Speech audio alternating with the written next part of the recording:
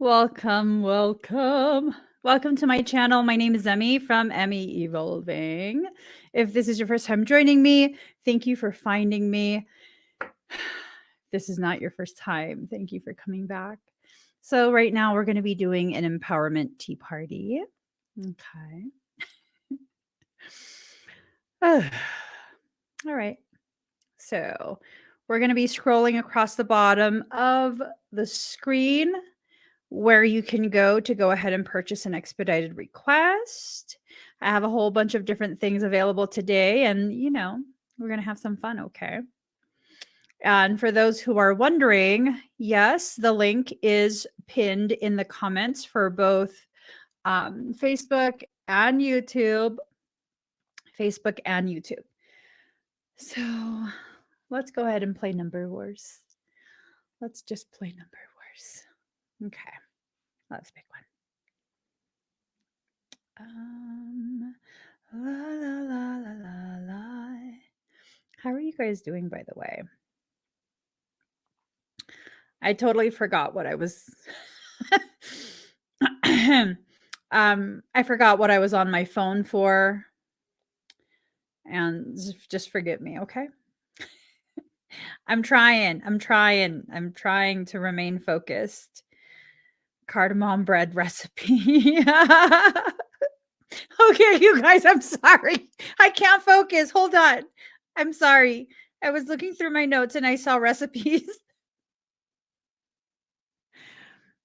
I'm such a foodie. It's okay. It's going to be okay. What? Oh, Number Wars. I got a number. Okay. Pick a number from 1 to 100.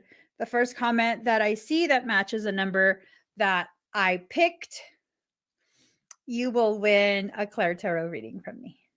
Okay? Okay. My hair has been giving me problems. It wants to do its own thing. And I keep telling it, oh, you can't do your own thing. You have to do our thing. And it's like, no. And so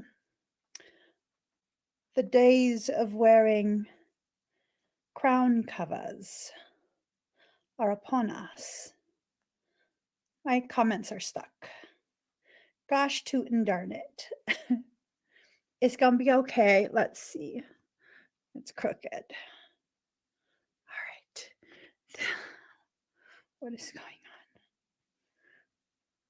I promise I'm paying attention. It looks like my head is crooked. I can't do this. I'm gonna just use a beanie. Oh my god. I tied it in the knot. I'm gonna use a beanie. It's my hair. Ooh. Wait, what's the number? Damn it, it's gone. Hold on. Let me. Whew. Okay, I saw the number again. I had seen someone pick it, but that person is now gone. Unfortunately.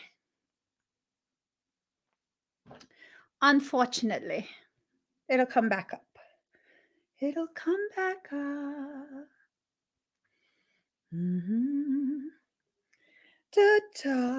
should have just put a beanie on. I don't know what. I was all trying to be like creative and stuff. No, girl. I just sometimes need to stop with my attempts at creativity. Okay, guys, it was 52. I don't know who. I saw the number. I didn't get a chance to look at the name. I went to go look to see if the number was 52, just because sometimes I have some wicked dyslexia. All right. Annie! I just saw a wall of 52s and I clicked on the screen and Annie, you're up. All righty. All right. Get my brain together. Okay.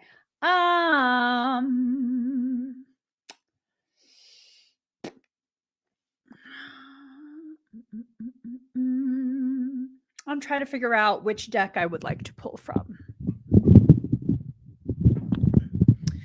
All right.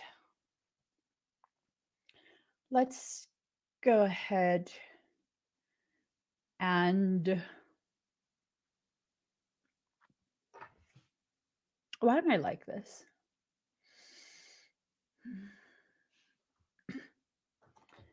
Let's do this. Oh, I'm being told to pull from my handy dandy deck. All right. Here goes.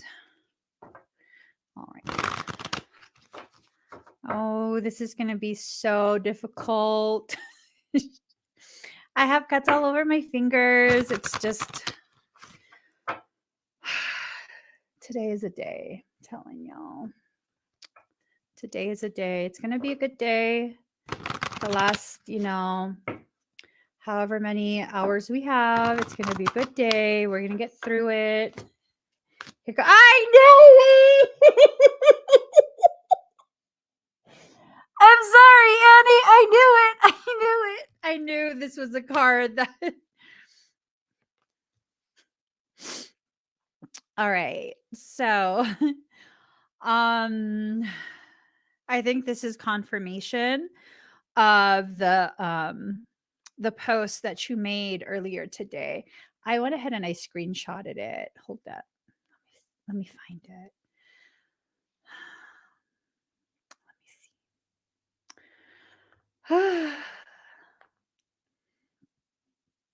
I want to show you guys my husband's legs. He's been working out. It's been amazing. It's gorgeous. Okay, let me. Oh, I gotta turn on my Wi-Fi. Hold on. I want you guys to see this because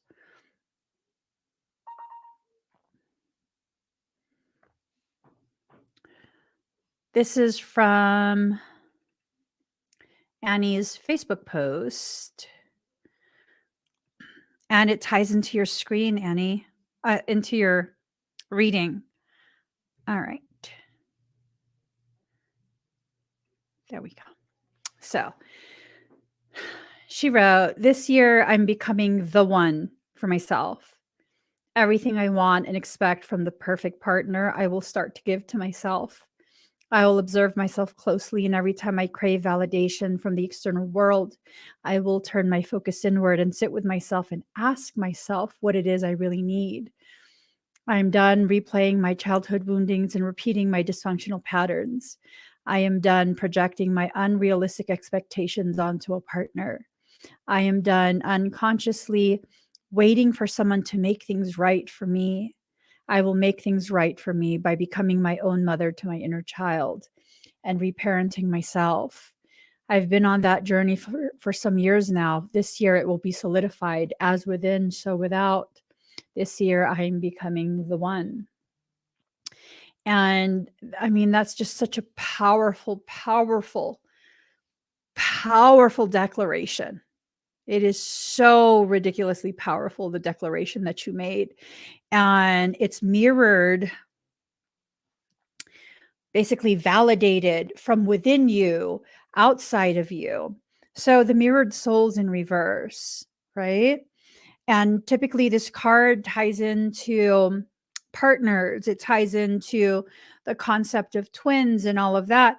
And it's really a lot of what I'm hearing from you is that you're wanting to step out of this upside down projection, right? If you are upside down in your understanding of yourself and your environment and the way your environment and the people in that environment are supposed to help you, serve you, grow you, all of those different concepts that we have, then what ends up happening is, you become upside down in your perception of yourself.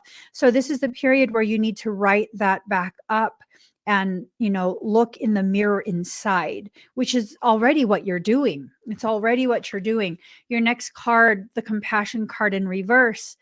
And this is telling me that the lack of compassion for self will be corrected when you correct the way the mirror, the reflection, is staring back at you. So that's a really good thing.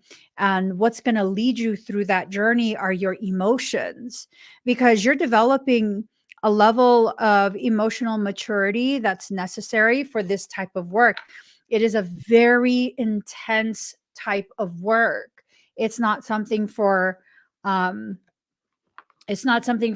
who's not yet ready to truly see themselves and take accountability for the ways in which they have either sought out or participated in the creation of the types of cycles that they don't like. You know, it's easy for us to play the blame game, right? For anyone, it's easy for anyone to play the blame game, either blame themselves or blame their partner, but it's so much harder um to take accountability instead.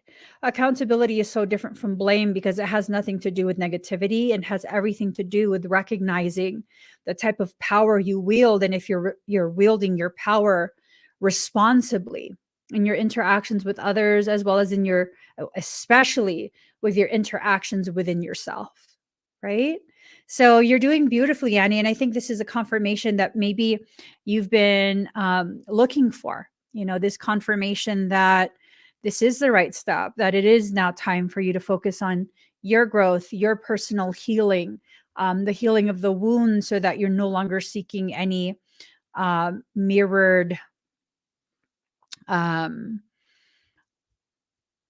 people who mirror those wounds, right?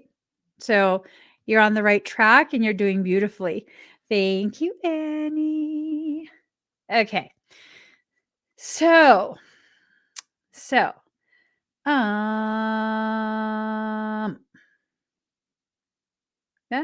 what? Hold on. Sorry. Okay. Hold on. Hold the phone. Just hold the phone.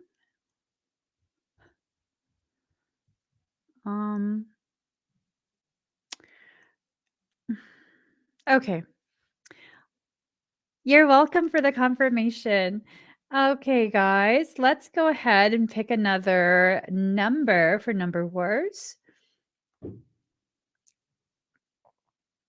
Let me find a number. I have a number.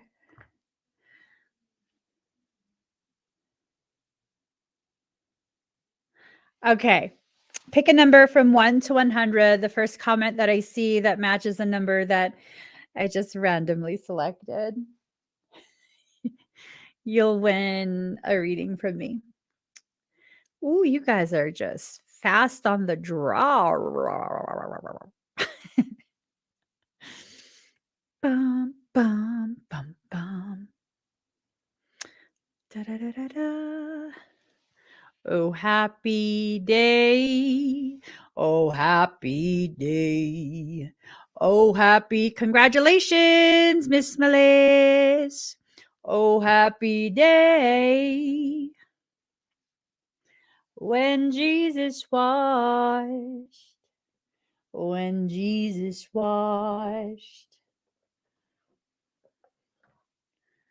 all my sins away. Happy day. All right. I need a finger cover. I'm so injured. I need like 4 of them.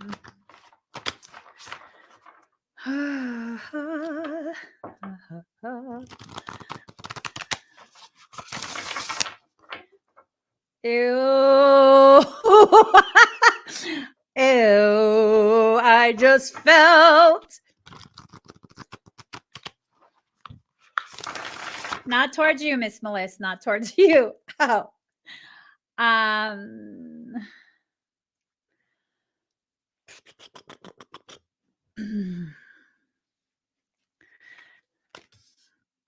Okay.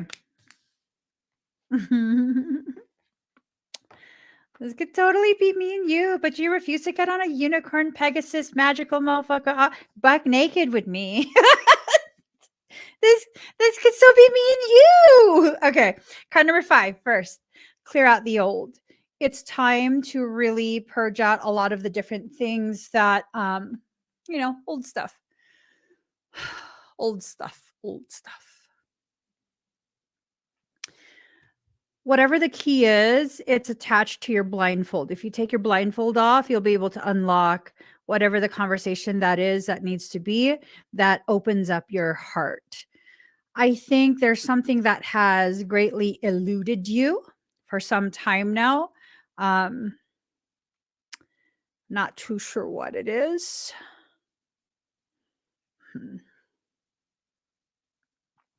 So you have wisdom. You are pretty wise, I must say. You are pretty wise. But something's been bottled up. Right there. It's been bottled up. Something has been bottled up. But I mean, maybe there's other details.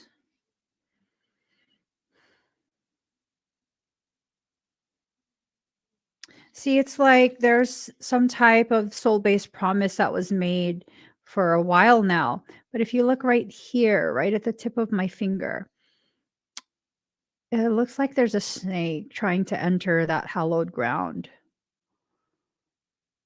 Something's been... Wait, what?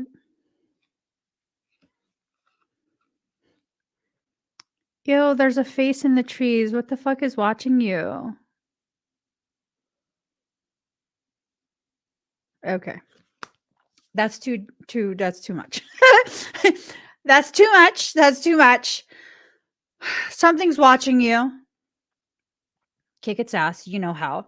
But like I was saying, this could totally be us. You know what I mean? We could totally be like all jolly naked on the back of Pegasus. I'd like to think that one of those is a unicorn. I'll let you pick whoever you're going to be. But it could be the two of us on the back of some magical thing, like totally laughing and enjoying ourselves. Oh, they're not naked. They're wearing clothes. I guess I want you and I to be naked. I thought they were naked. That'd be awkward. I would think that would be awkward. Because, like, they have fur. And, like, you know, like, I don't think that would feel good. I think that would be like,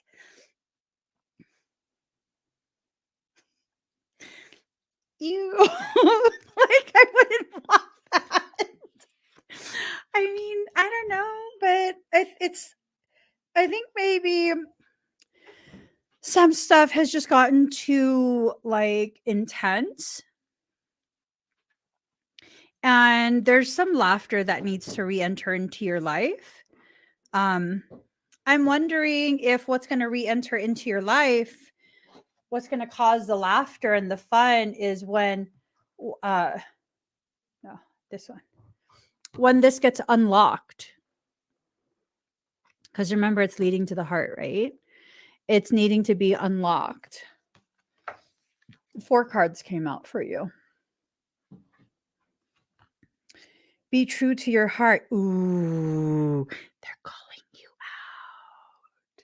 I know that's not really my thing either. She's like naked on an animal, magical or not my thing. I don't know. I think bareback riding naked on a horse would not be a fun thing. Yeah. Frey just came in the room and he's like, what are you talking about? I'm just saying. I'm just saying that's not the same as like running naked in the forest. It's not. You know what I'm saying?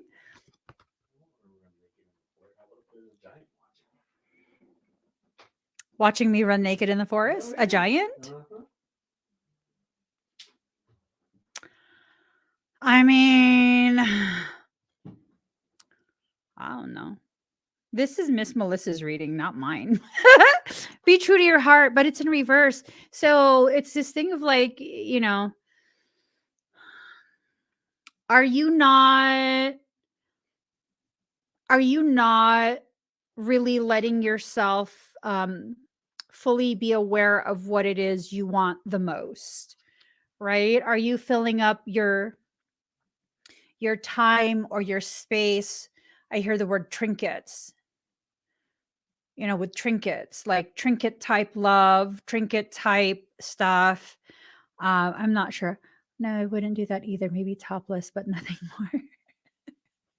I can't even do topless. I'll give myself a black eye. Are you kidding me? Maybe we could weave some vines to like tie mine down because frolicking would create too much movement.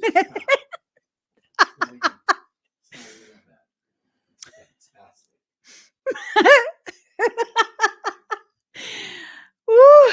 Okay. Be true to your heart though. So yeah, that's a bit of a harsh message, but it's this thing about trinkets, trinket love, and trinkets. I don't know what that means, if that has like a specific meaning for you.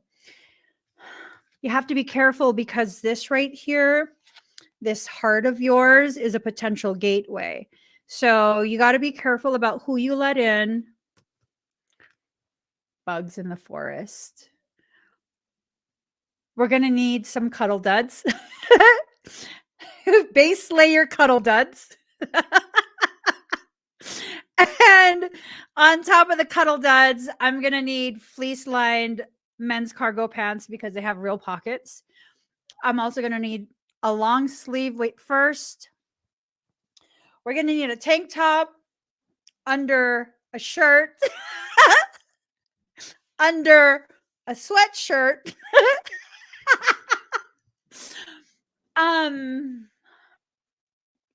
We might need gloves, duct tape around the wrists and around the tops of the shoes. Fuck that. She said bugs. She said bugs. You know what I'm saying? So be careful of the gateway because be careful of people trying to enter your heart because it's a potential gateway. Right? Wait. I just saw Robert's comment and now I have to ask.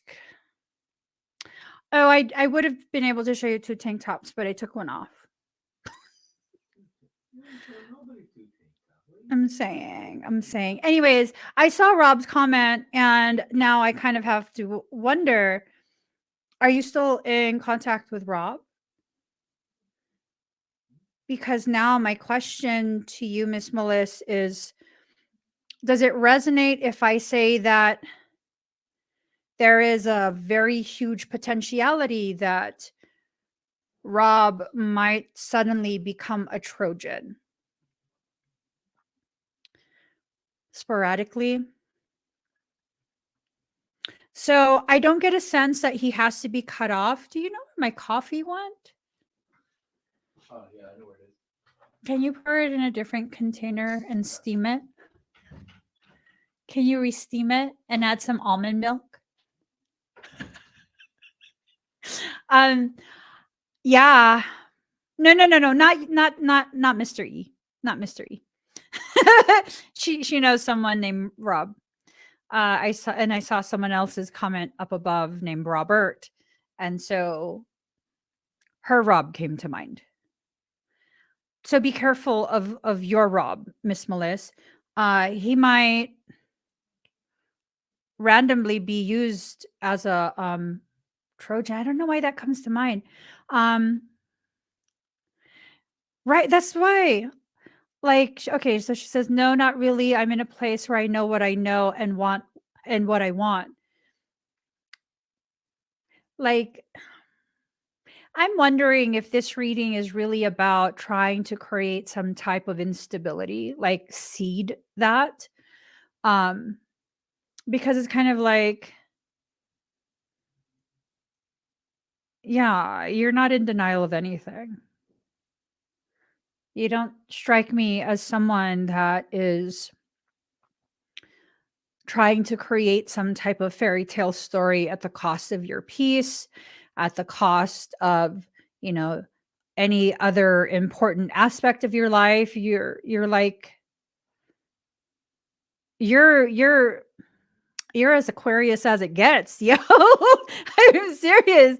You're literally as Aquarius as it gets. Like you've done a risk analysis and it's just, fuck that. Right? So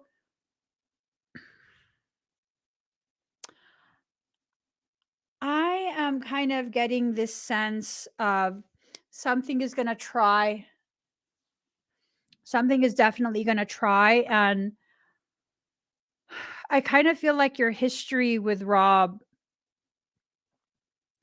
makes it something where if you were to start acting kind of out of your character and you happen to meet up with him in your sporadic interactions, he would be able to call you out on that and just be blunt and be like, what the hell's wrong with you?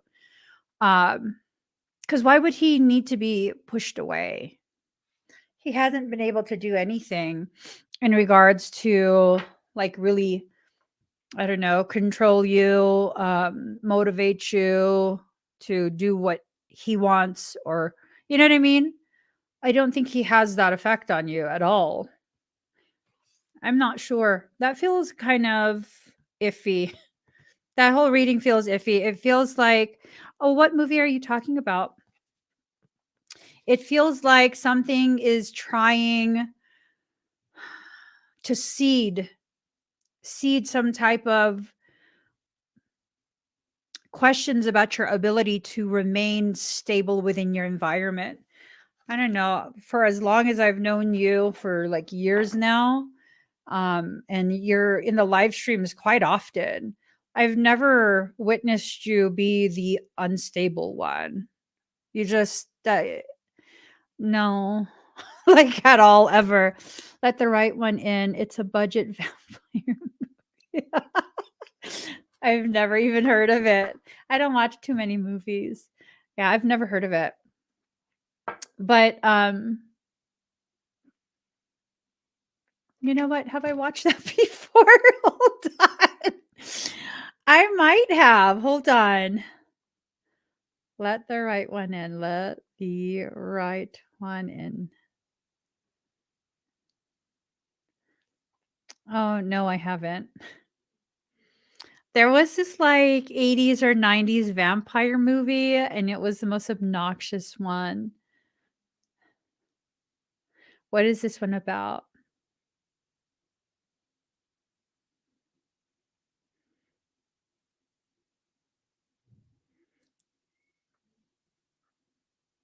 Hmm. Is this new?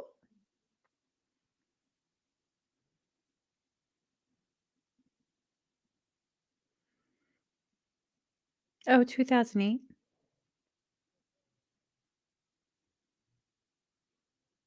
Okay, let me stop. Let me stop scrolling. Um, keep an eye open. I think something's definitely going to try and um, create some type of instability. I don't think it's going to work just because of how you are, who you are. Um, you're one of the kindest people I've ever come across, but you also take no shit from people. There's a really beautiful like balance to you where you don't have to necessarily be mean to protect yourself, but you definitely know how to tap into aspects of you that make it absolutely not worth it to mess with you, because vampires are parasitic in nature, right? Like an energy vampire. Thank you. You frothed it? Yeah.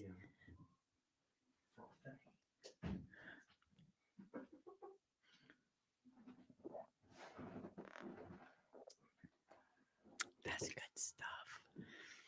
All right. Thank you, Miss Meliss. Were you able to do the thing? You did. Of course it I love you. Let me see it. Oh, you're looking extra handsome. is. Yeah, What? Tell me. Tell me what I know.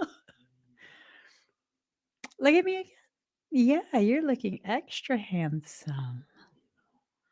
You got some sexy lymph nodes, I'm saying.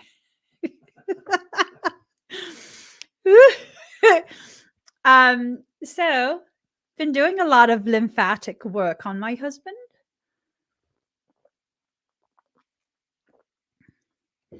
I'd tell him to show you guys his face on the screen, but most of you have never seen him ever, so you wouldn't know the difference. Literally, he has like toot toot. Yes, my horn still works. I have reversed his clock. I actually am ovulating right now. Yes, I am. I am. What? Leave me alone. No, but I've been doing his lymphatic drainage and oh my god. Okay. So, let's get started. I'm just saying. Annie, you're up. Now, Paula, how dare you? Did you read what Paula? Did you read what Paula wrote? Yeah, that's not happening. You need me to babysit Paula? Is that what you mean? Right? You know how old my ass is? I was chatting with family the other day, and me and that family member are about the same age. And I was just like, girl, you should totally have another baby. Yeah. I was like, you should totally have another baby. Oh my God. And they're like, oh my God, I'm too old. I would like one, but I'm too old. I was like, people are popping out babies at like 50, 60 now. Girl, you could do it. And you know, they're totally like, no, you don't think that's too old? No, not at all. And then I was like, oh, you know, I'm on this supplement because I have PCOS. I was like, you know, I have PCOS. And so like I'm starting on this supplement and I'll show you, read all the reviews. Like everyone got pregnant on it. I'm saying, girl, I'm not trying to get pregnant with that stuff, but I'm just saying it's fixing my hormones. And I'm not in perimenopause anymore.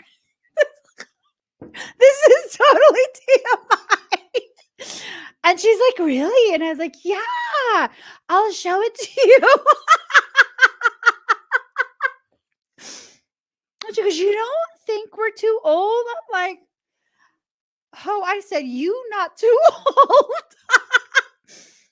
I'm too old for that shit. I need sleep. What are you talking about? I'm not interested in stepping on toys.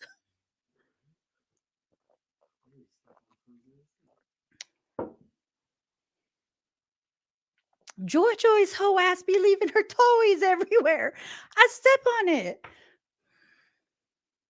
I'm good. I don't want to change no more diapers, but I'll babysit though. I'll babysit. I'm not tripping. I'll babysit. Leave the baby with me for like a week, 2 weeks. I tell you, just pump enough milk. I will babysit. And you know, when I've had enough, I'm be like, "Oh, when you coming back for your baby?" How you can't just leave no babies? Yeah, no. I mean, I'm just. Oh, it's not a tea. It's an actual supplement. I did quite a bit of research, and I'm doctoring myself. Um, so you have to get the blood work. You could order that online wherever, even if you have no insurance. And you go ahead and check all of your hormone levels and all of that, and then you have to figure out which hormones need the supplementation. So I'm not taking any hormones. What I am doing is taking a supplement that supports my natural hormone production. So I found the proper ratio for me of myo-inositol versus chiro-D-inositol. And that really helps to rebalance your female hormones. And then I also take, y'all have seen me like when This is my dosage cup for my supplements. I take a shit ton of supplements every day, primarily to detox my liver, my kidneys, and to just really nourish all my organs and get all my levels optimal. I'm saying I'm like going to live forever. Anyways, Miss Annie, can I have my ballet bag? I need to get my earbuds. Yeah, I don't recommend you guys just start taking a whole bunch of supplements if you don't know what you need, because it can really throw your whole body off track. Even if it's natural, I wouldn't do that. You have to know what you need. So I've literally been playing my own doctor. I'm not even joking. I'm taking all my I did all my blood work this morning, which freaked me out. That's why I didn't go live, because I don't know what the hell I was doing myself. Yeah. I'm all my fingers are bruised from the blood test. But I'm about due to know if my supplementation is working. All right. So I'm pretty sure that it is. Because my face before the perimenopause started it's reverting back. So I'm happy. And no, I don't need to look like a certain age. I just need to look like the healthiest version of myself possible and feel it too. All right. So, and my hot flashes have stopped. So this now is just all energy BS. All right, Annie, breathe deep and slow.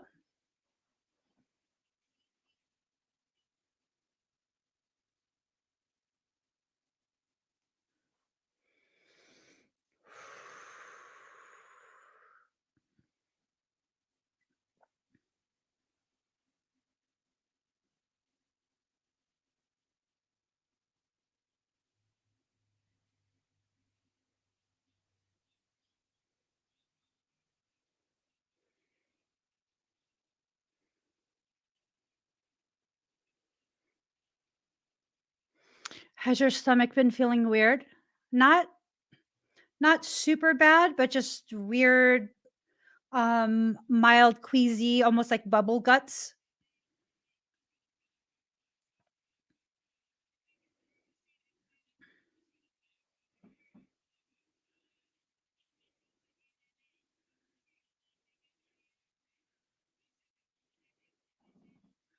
Yeah, kind of.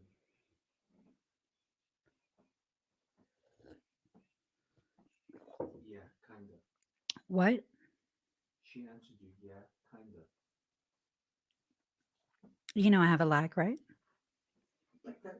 That's what I'm for. That's what I'm doing. Okay.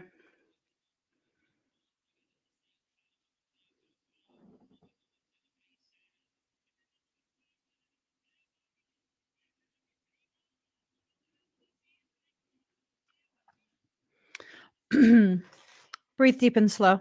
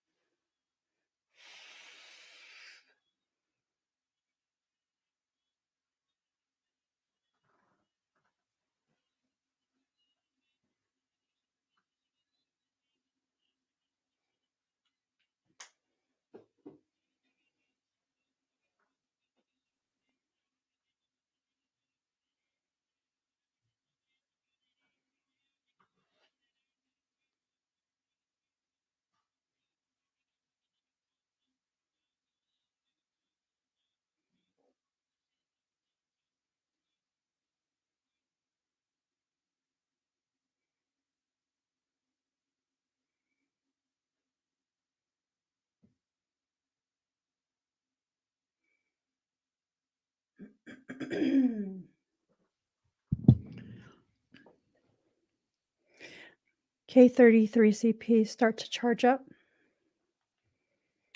Keep yourselves first.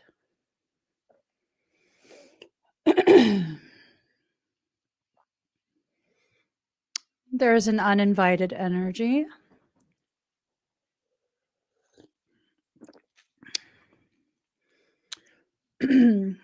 Testing shields.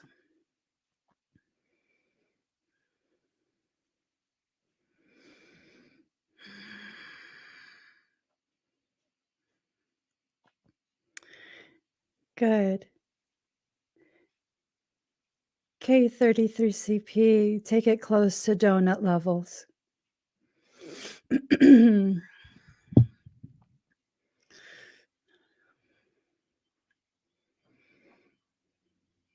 Don't misunderstand my absence for weakness.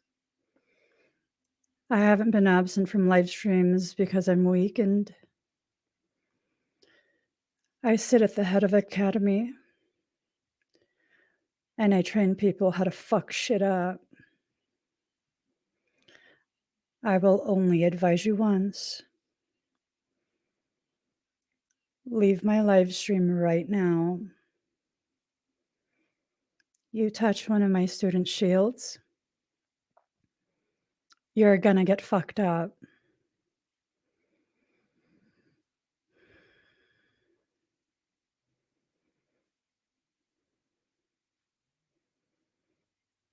I don't teach love and light. I teach the neutralization of imbalance down to core level. Every single one of my students who have certified knows how to fight just as efficiently as I do. Don't think that just because I'm working on someone, I don't notice when my students are being accessed.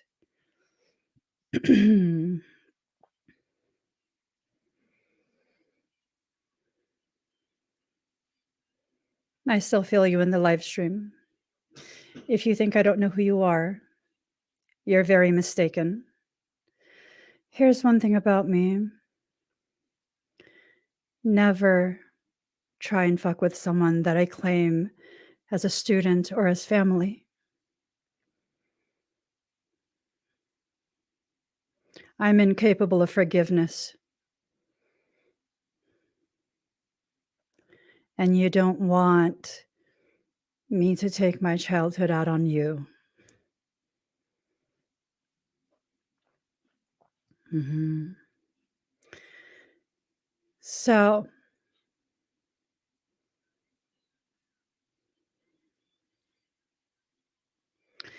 K33CP, I'm sorry for the interruption, Annie. I'm going to go ahead and install on all of your shields additional layers of protection. And I'm going to activate another layer of your warfare codes. You have my full permission if anyone attempts to access your field, even a buffer zone, in my space. As the owner of this space, you have my full permission to initiate war, and I will back you up.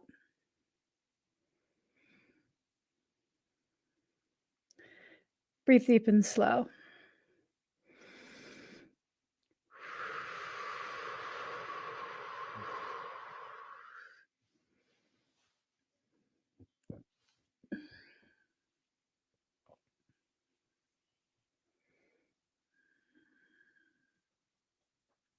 I'm just scanning your field, Annie. I had removed what looked like little black worms from your belly. That's why I was asking if you were sensing things in your belly.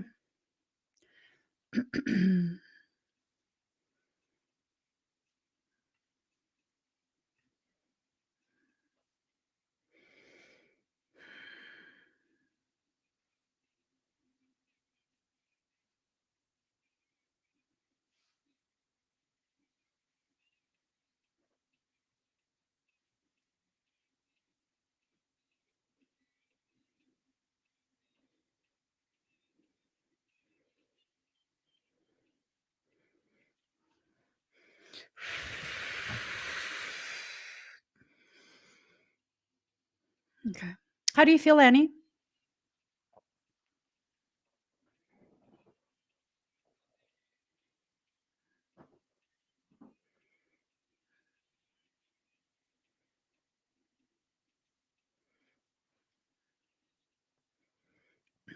Breathe deep and slow.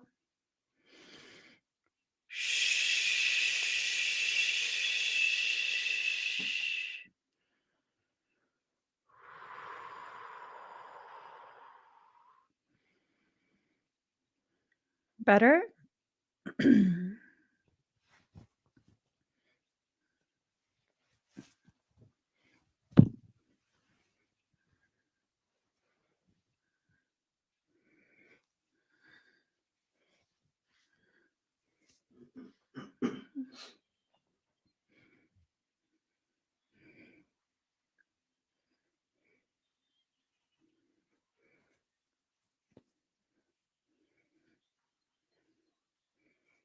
Okay, good. So you did have the presence of the worms. I'm not sure where that came from. I know you're very mindful of your space. You're in a good space within yourself. So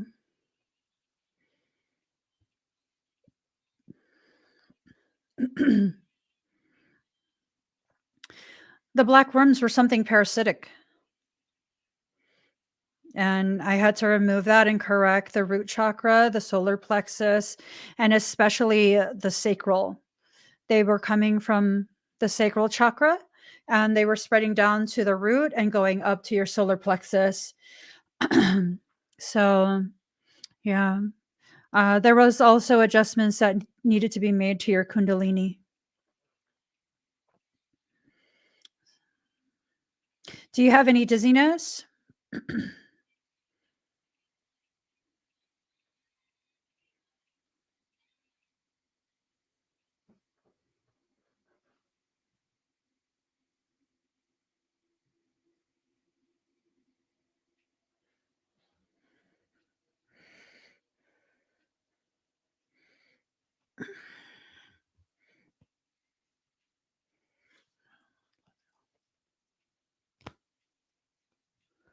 Oh, it might be from that interaction.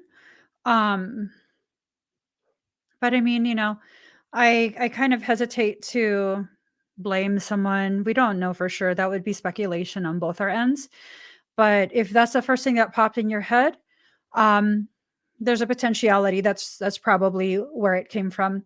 So when you feel that type of energy from someone when you're having an interaction, it's time to start with the K33 techniques. Okay. So I hope that helps you, Annie.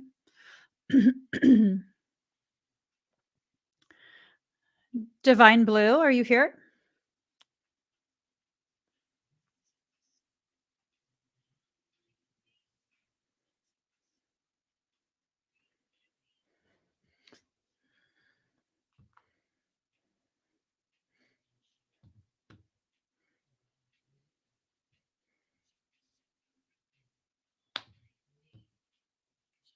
You're welcome.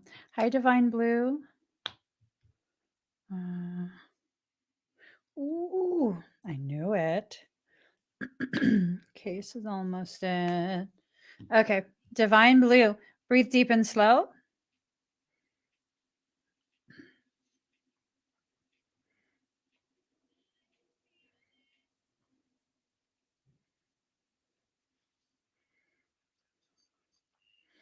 Okay, here goes.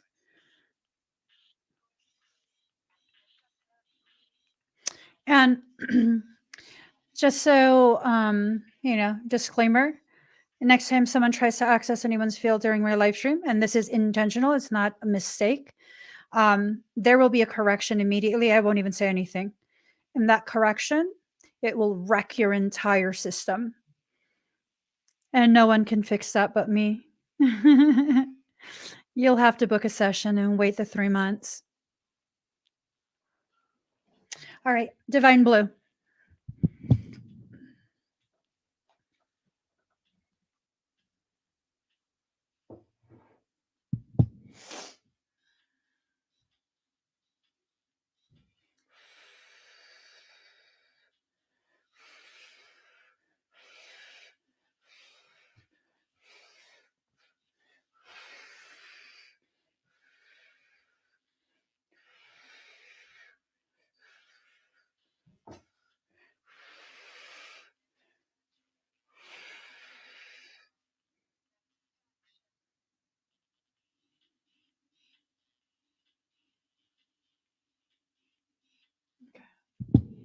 How do you feel?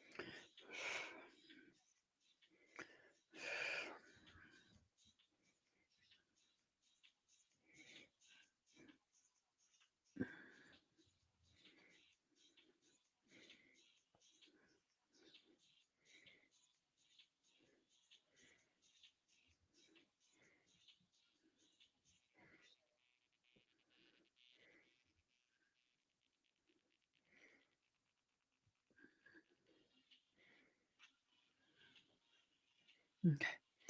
Shh.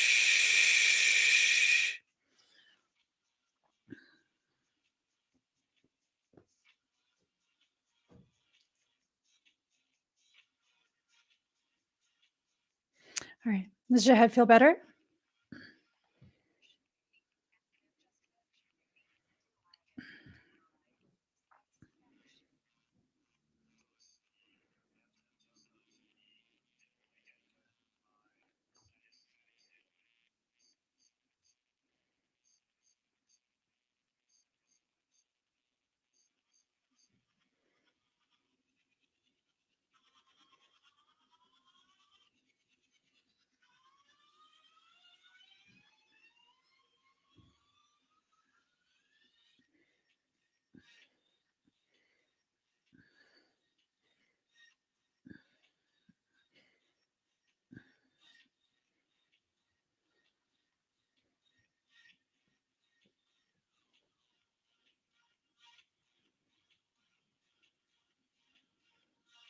Okay. All right. Well, thank you, Divine Blue. Kevin Jr., are you here?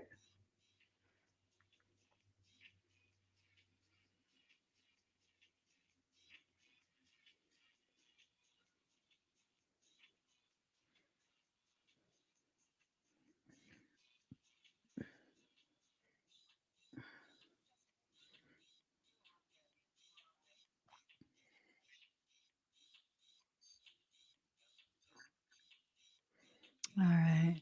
Hey, Kevin Jr.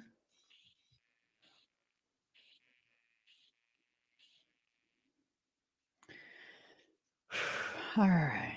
Breathe deep and slow.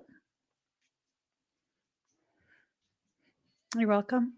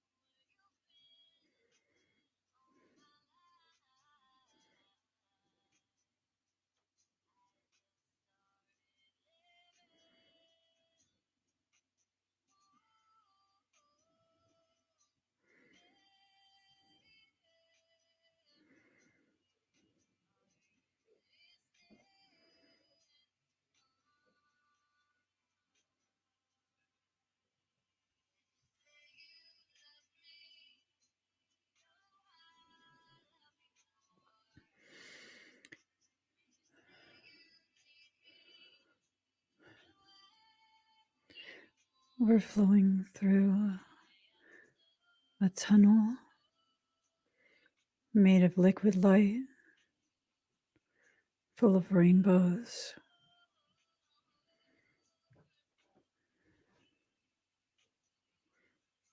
This is the Creatrix umbilicus.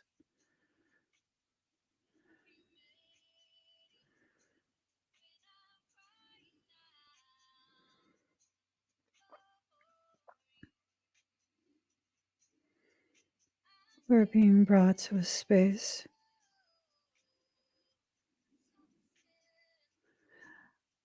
a room made of hydroplasma.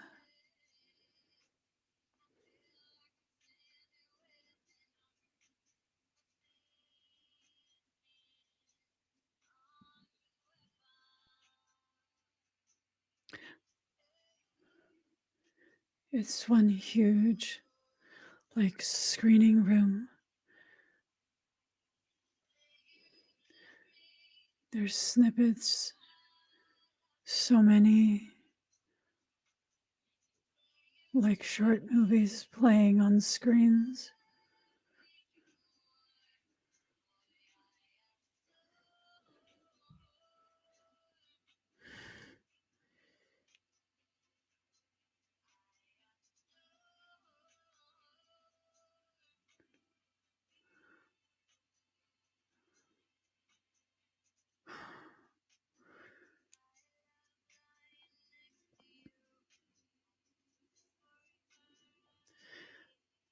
They're all so familiar.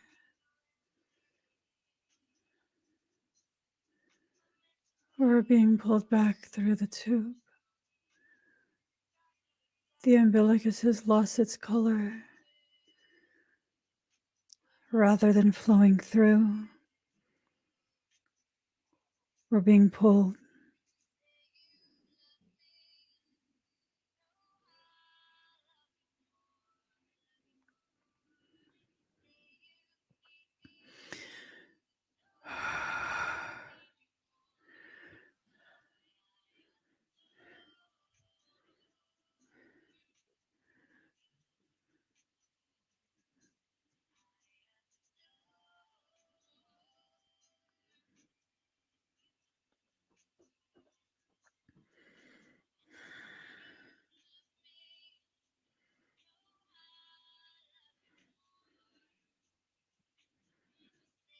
We're being placed in a chamber.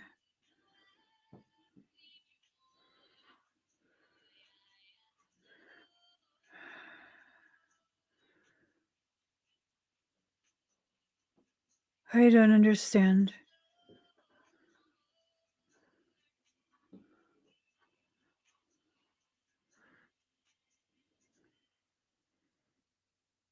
And if we refuse to fight,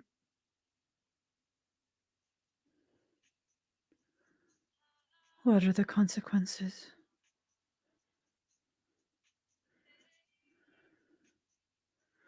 I don't understand.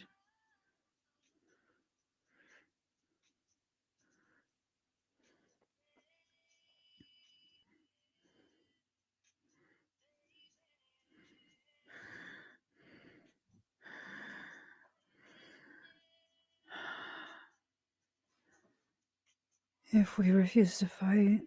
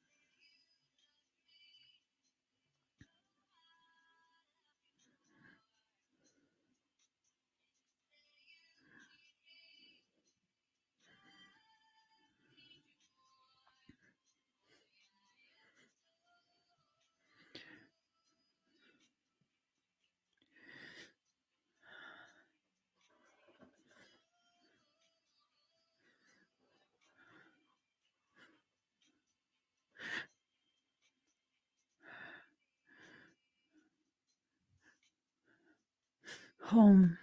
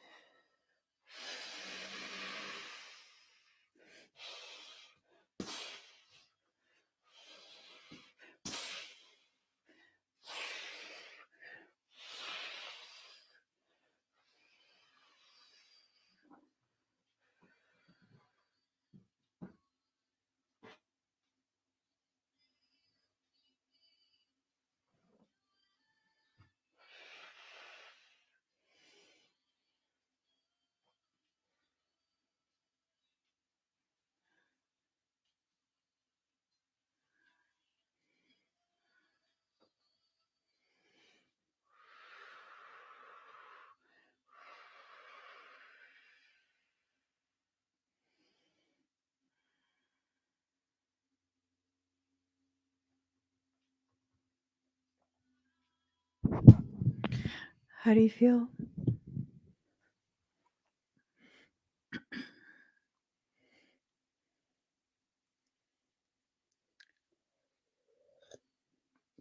I don't want to drink dead bodies, yo. I don't know if something's in there. I'm talking about a fly landing in my or a bug of some kind. I don't know.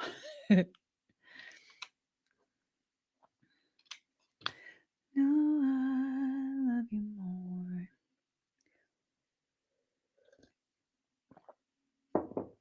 Baby, can you hear me? Okay, perfect. So, Kevin, I'm going to go ahead and email you some information right now. You're not on social media, right? I don't think so. I'm going to email you some information really quick so I don't forget. It's information that you need to know.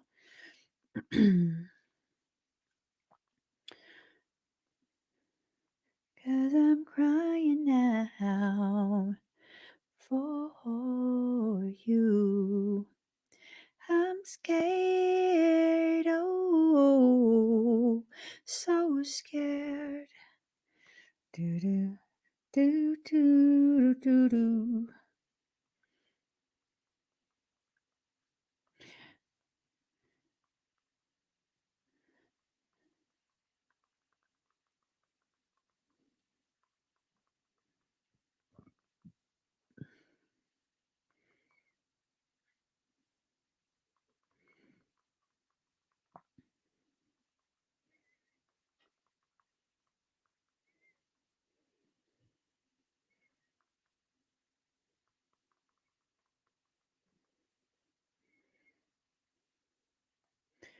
All right.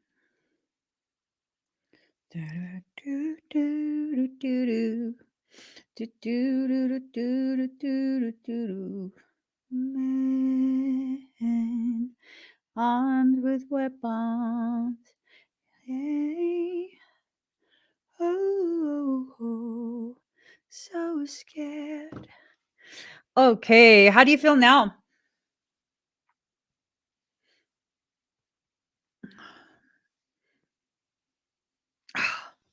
Sorry, this is gonna fly towards you. Let me just. Oh, I need to crack my back. Do do do do do do. Do do do do do do do do do do do. Yeah. Ooh. So scared. Do do do do do. It's a lot. But when have you ever had expedites where it wasn't a lot, right? Yeah. I know you'll be okay. Thank you so much. If at any point you get even just a little bit dizzy, let me know, okay? All right. Thank you, Kevin. Just Erica, are you here?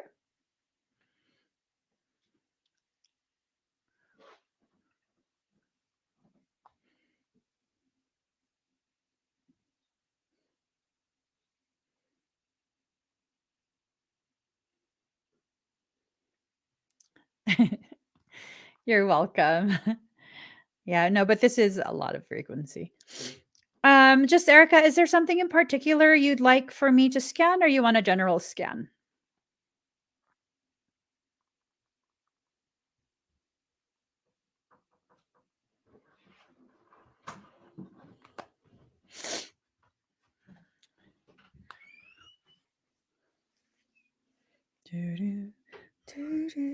Okay, just breathe deep and slow.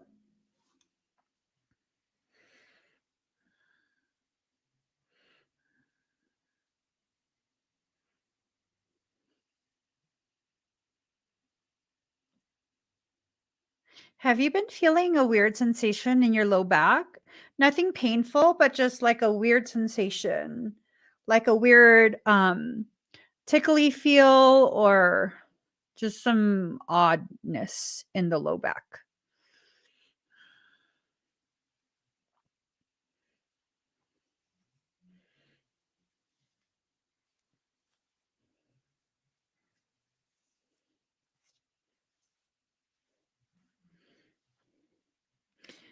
Not pain, an odd sensation, like almost like not someone trying to tickle you, but just like a light tickly feel across the skin. I see worms on you as well. Your low back area. It's like trying to get into the lower lumbar sacrum area. I'm assuming there's going to be an attempt to try and reach your kundalini. It's not fully in yet. It is in your field, but it's not fully in your actual, I guess, body. That's why I ask if you're feeling any type of tickling. Um, you got to make sure you clear that. Wait. Has Johnny been feeling any of that?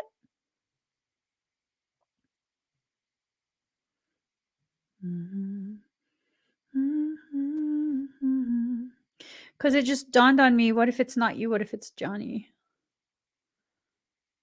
Have you been feeling him um more than usual? Like experiencing his experiences more intensely than usual? I know you guys are super connected. Okay. Scan your field and make sure you clear that out, okay? I also see inflammation, like swelling in the pathways, energetic pathways. You have scanned, or you found that and cleared it out?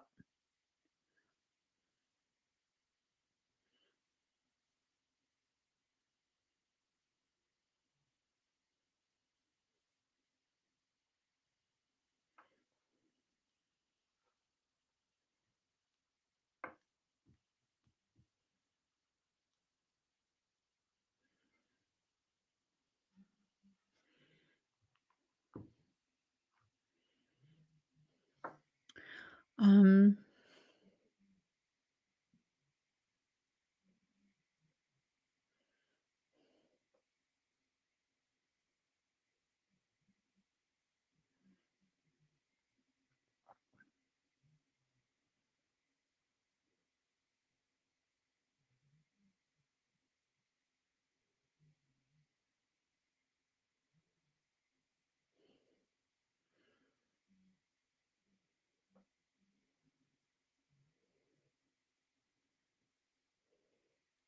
so I also see worms around your retrorubral fields. Um,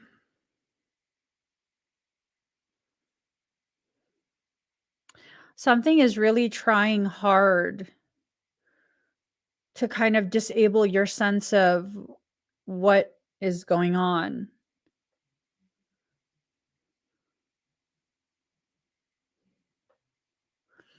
They're like, let's see, what type of worm would that look like? Um,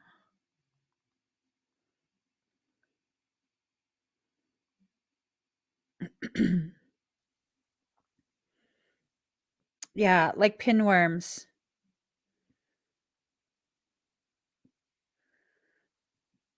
It looks like pinworms, but they're black.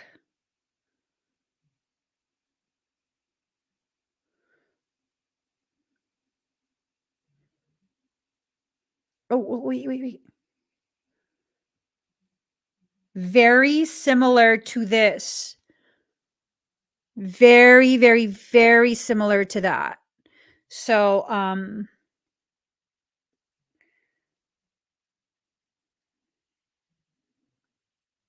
you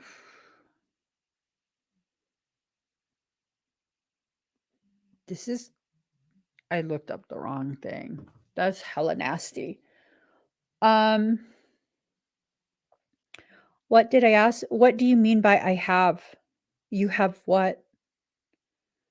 Did you scan for it, or did you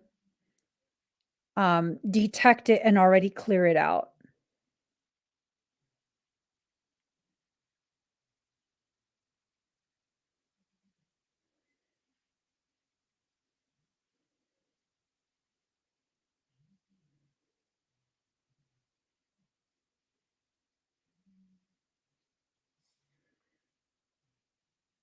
Oh, You have been feeling Johnny? Okay. Something's definitely trying you guys. It's hard for me to discern if it's being tried on Johnny or on you. So I'm kind of like,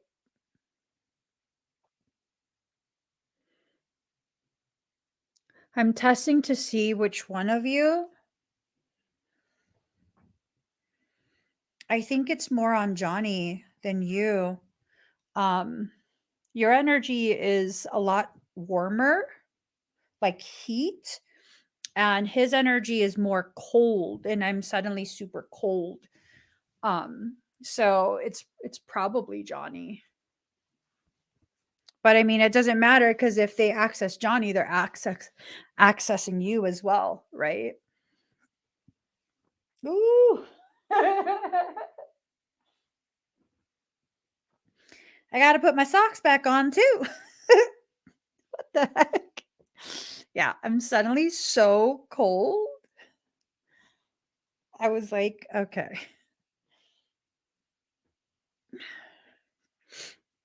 I mean, you have the capabilities, just Erica. You have the techniques and stuff. Um, I think that you should definitely try to clear on your own. If it becomes like a full-blown parasitic situation, um, you're probably going to need an extraction. I think you can prevent it from becoming a full-blown situation though, because your energy is very dominant. Have you not been feeling how would I put it? Like, have you not been feeling in your dominant space lately? Have you been feeling more like, you kind of just want to take a step back and just see how things play out?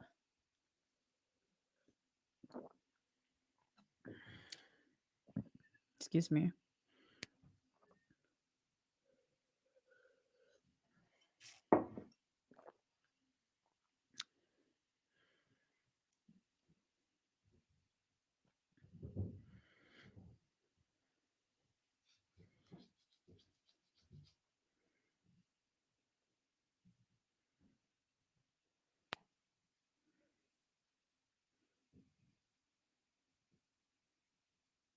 You're always dominant. Yeah, your energy's dominant. It is. Hmm.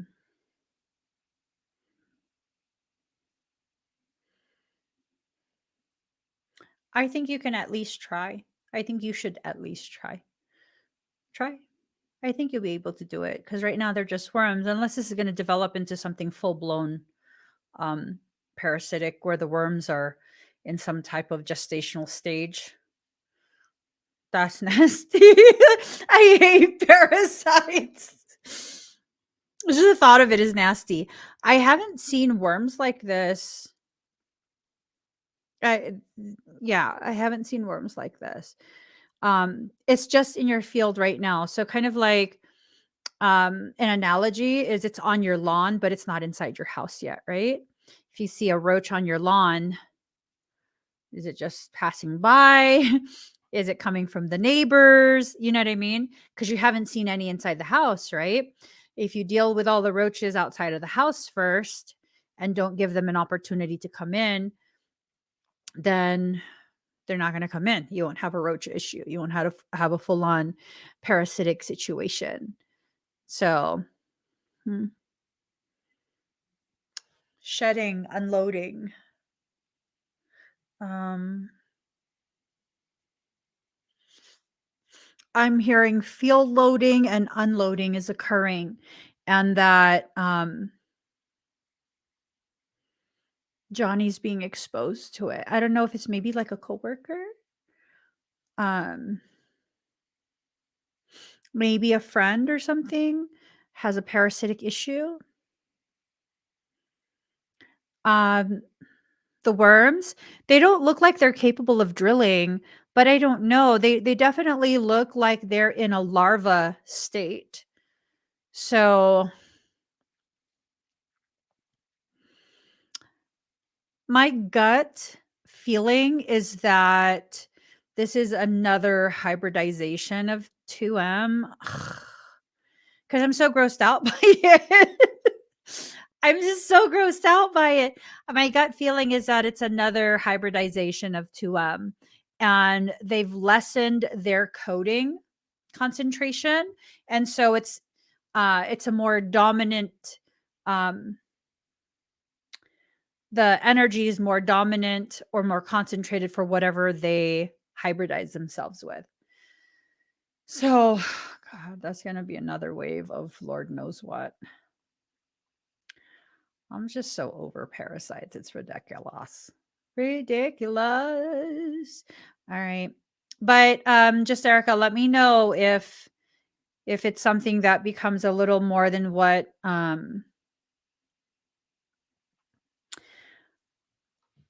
you feel, his work is infested. Aww. It's probably someone from his work. And he's like super empathic, so they'll totally just latch onto him.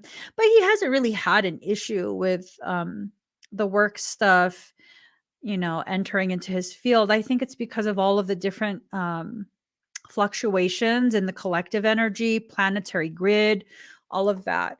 It's probably really creating a situation of, oh Lord.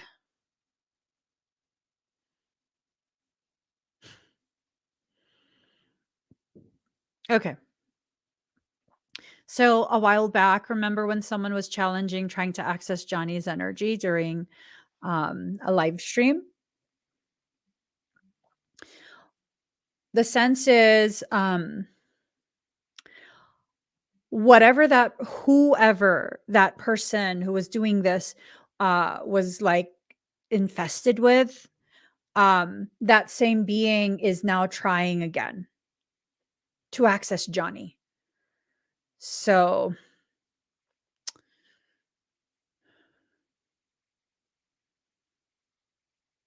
he has to begin learning how to tap into his energy and using the emotions as fuel, right?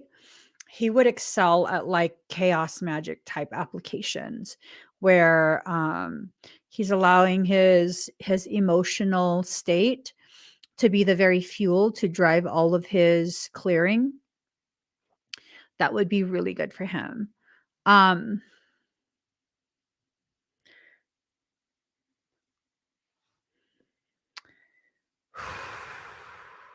Yeah.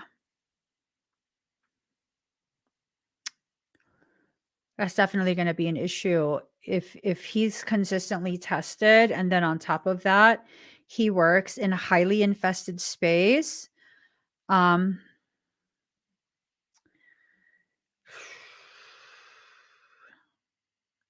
It'll be something that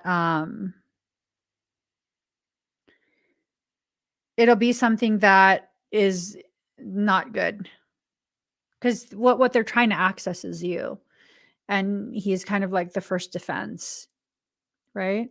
So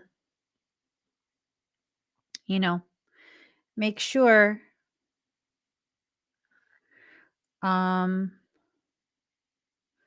okay. Let me just see.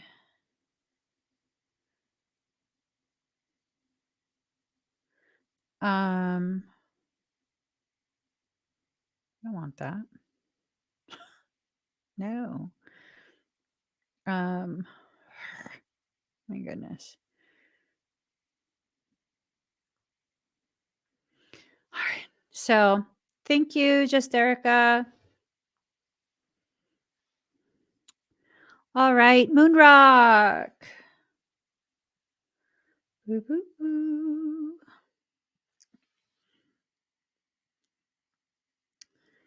Moonrock, are you here?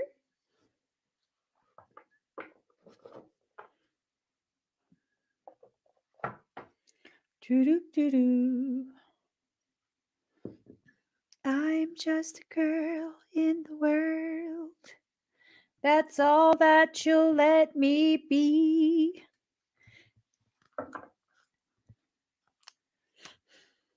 Hello, Moonrock. How are you?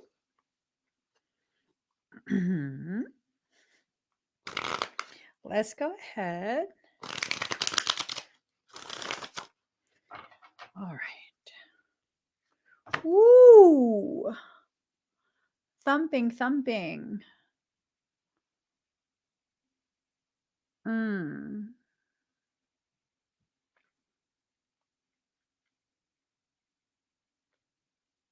Mm. How do you feel?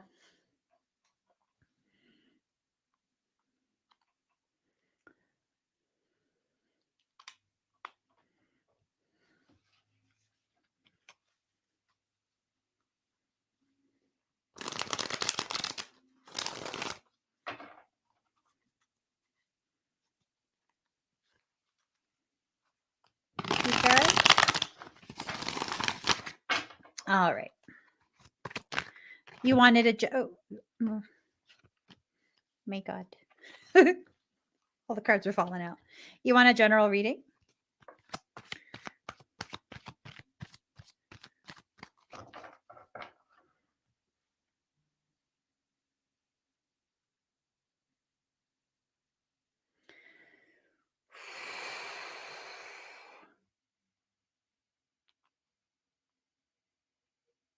Sorry, my husband's asking me for. Okay.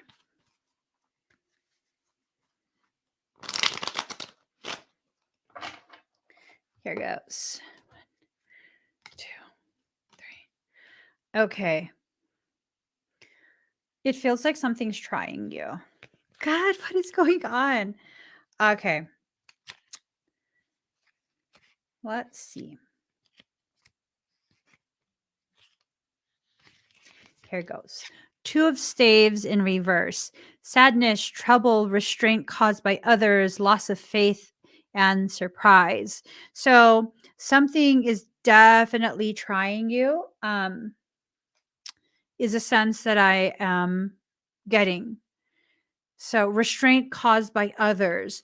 And I think that other is not human. I think this is just a period where a lot of people are being tried by parasitic things, parasitic energies, parasitic attempts, parasitic. And I mean, I don't know. My eye keeps itching. You definitely need to make sure that you go out of your way to secure your thoughts and secure your auric field, okay? We also have the Wheel of Fortune, destiny, fortune, outcome, culmination, good or bad luck, depending on influences of nearby cards, inevitability. So there's definitely going to be a lot of testing. That's inevitable. There's also going to be a lot of success on your end because that's also inevitable. Okay. You just have to really pay attention to the ways in which things, people, circumstance will be used to try and destabilize you and flip you upside down. Um, and what I mean by that is trying to trigger, like, I guess, like maybe old reactions, old patterns, things that you've outgrown. It's trying to trigger that to come forward once again and definitely be front and center. Like, say you used to have I don't know, first idea or first idea.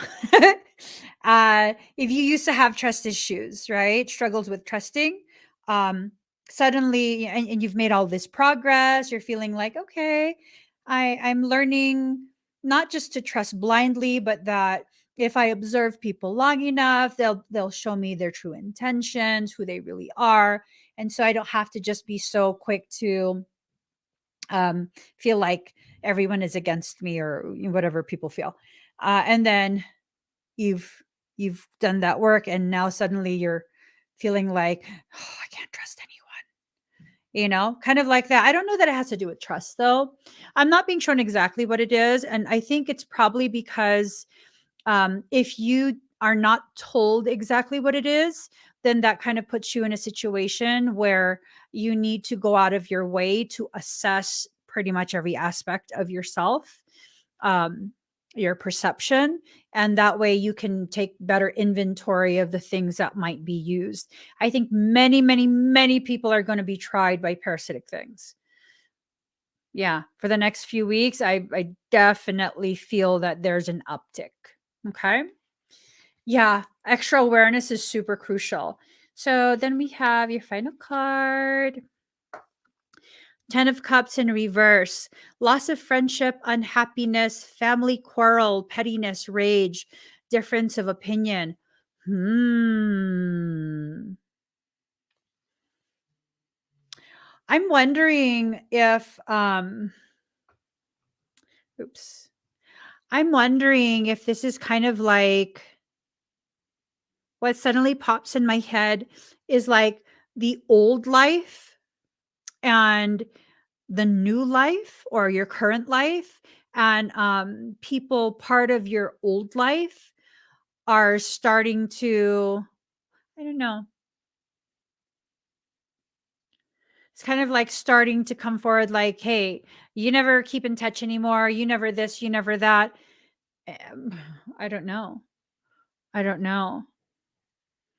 that maybe it's family because family quarrel is there.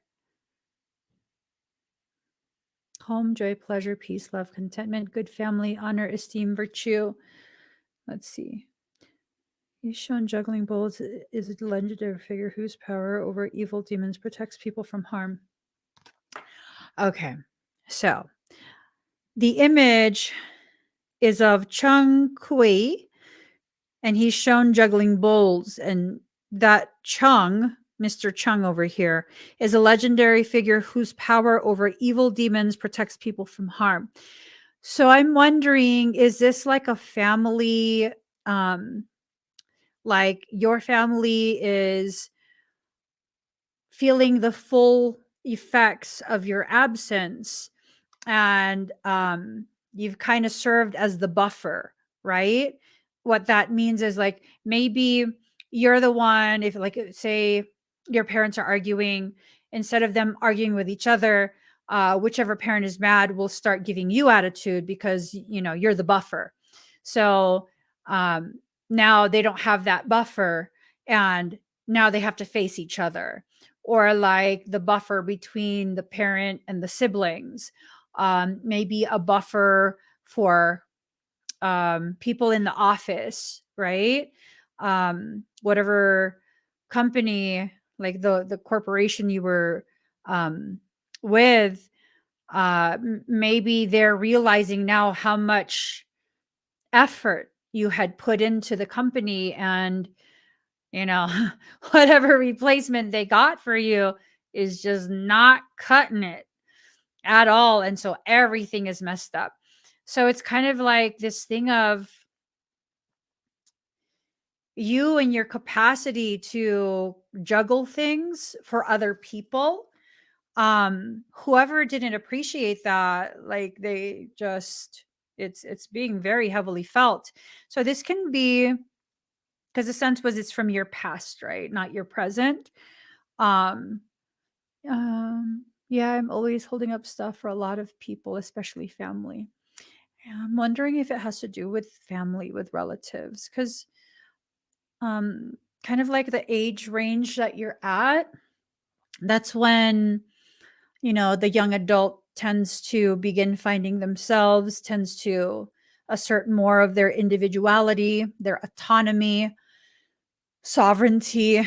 And when families are very dominant, if it's both parents or one parent, or if you're, the oldest, especially if you're the oldest, um, I wouldn't know because I'm the youngest. But what I've seen is like it's typically the oldest child or the child in the family that plays the role of the oldest, because sometimes who plays that role is not the oldest sibling.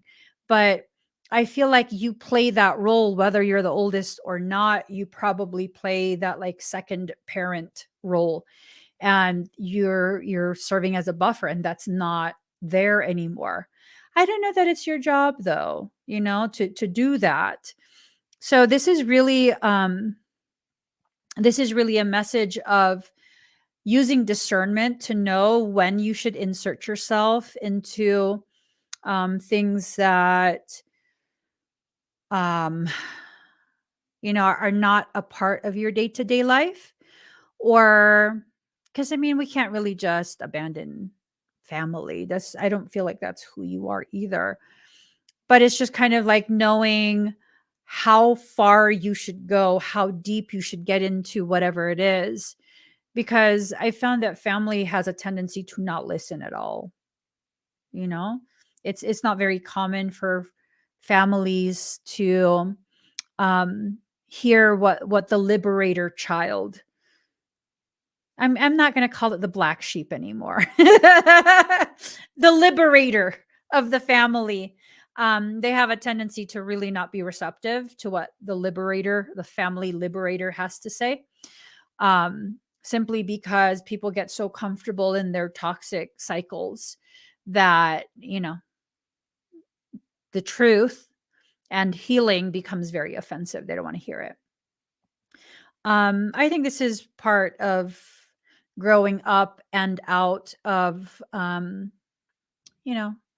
maybe some toxic traditions, toxic family dynamics. A lot of families have that. A lot, So I don't want you to feel like it's just your family if you feel that. Um, Literally a lot of families. It's more rare for a family to not have the toxic family dynamic. Of course, varying degrees of toxicity, but I feel like every family. Yes, I know my place, and I've learned to not insert myself with family like that unless it's an emergency. Yeah. Unless it's a true emergency. Yeah. I think this is basically just confirmation. I wouldn't be surprised if you get word soon, or already got word that there's something going on, and like, the venting.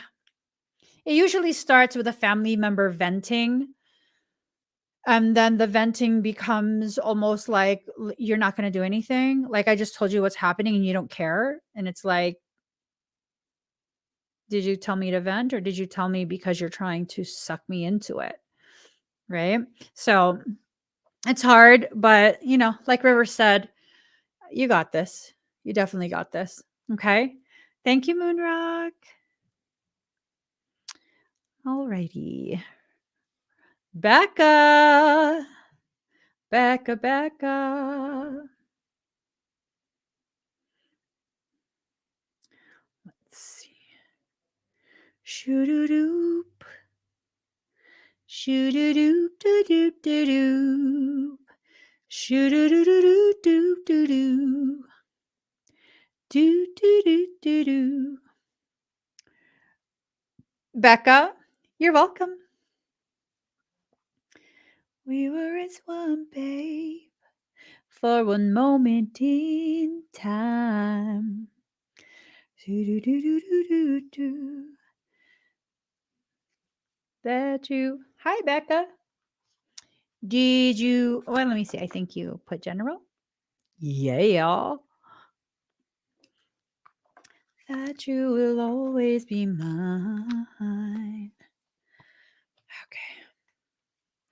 Where do you fly? I know in my heart, babe, our love will never die. You'll always be a part of me. I'm part of you indefinitely. Do do do do do do do do. Ooh, darling, you'll always be my baby. Shoo-doo-doo. That's a lot of fighting, girl. It's a lot of swords happening here. All right. So, first, we have 5 of swords. Conquest, defeat, destruction of others, degradation, adversary may arise, revocation, infamy, and dishonor. Drama's coming, Becca. Drama is coming. You gotta be careful. Gotta be careful, okay? And then you have the Nine of Swords. Miscarriage, anxiety over a loved one, worry, and despair. See, you didn't even feel like they were your swords. I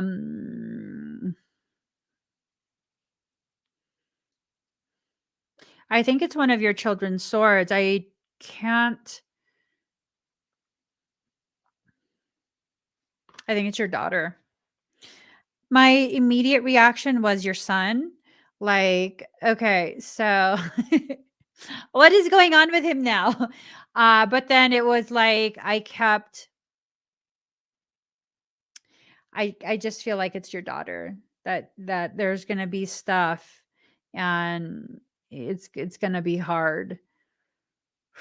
Is she in a relationship right now? Do you know if she is um maybe like wanting another child or something like that? Oh, so there's already problems. Like really elevated problems. Uh-oh.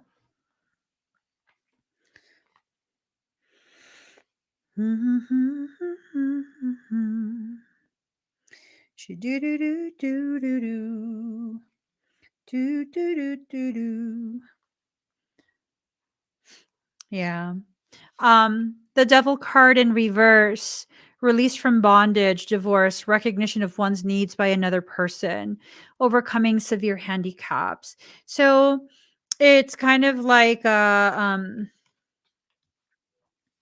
it's kind of like a heads up that she's going to probably be heading towards quite a bit of hardship if she's not already there, but it's okay. You guys will get through this. Um is she pregnant? Do you know? Does she know?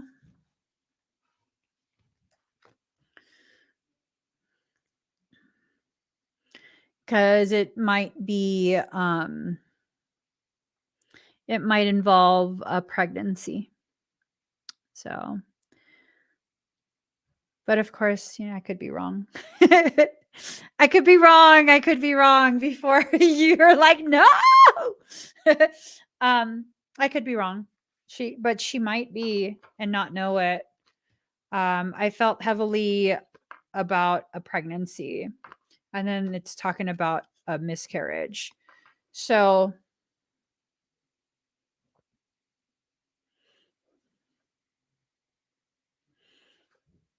it's like a really intense energy. Oh, it involves Isaiah. Are you gonna get custody? Is that what the miscarriage is? Like, oh, I'm all up in your mix. If you don't want to answer that, you don't have to. You don't have to if you don't want to. Um, your privacy is important. Or you can email. So that way, yeah. Oh. Yeah, there's a lot of swords. There's a lot of swords there. So make sure that you're also taking care of your needs too, though. Okay, Becca? All right. Thank you, Becca. April B78, are you here? Shoo-doo-doo-doo-doo-doo.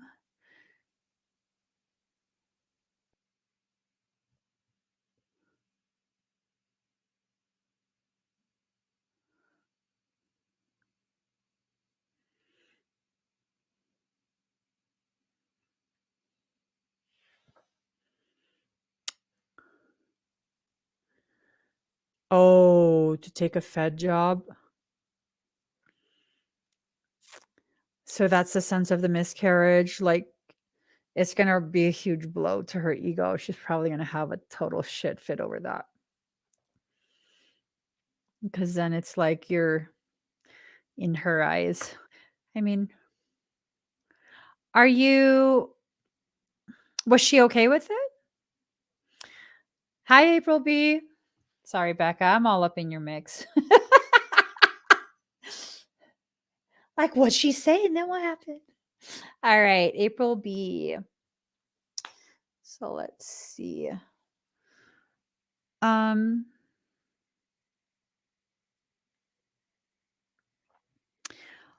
Okay, so you want to basically a general if you want all of those checked. So let's go ahead. If the sound is delayed, I would recommend exiting and coming back in, April B, and then let me know when you're back in. Becca, I think if you phrase it in the right way, I think she'll agree. But you can't say, just let me have him if you want to take that job. Because that's going to make her lose her shit on you. Okay. All right. April B. So breathe deep and slow.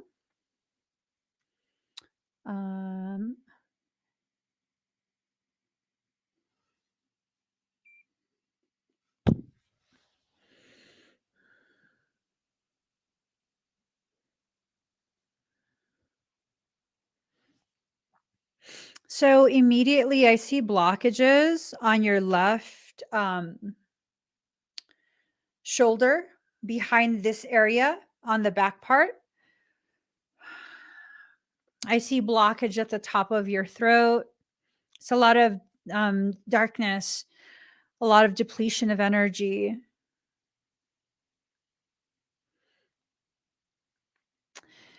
Okay, let me see. So I could be very specific.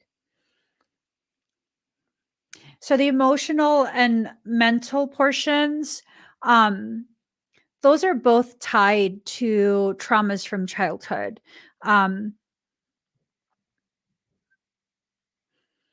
You're someone who is fairly sensitive to, are you Pisces?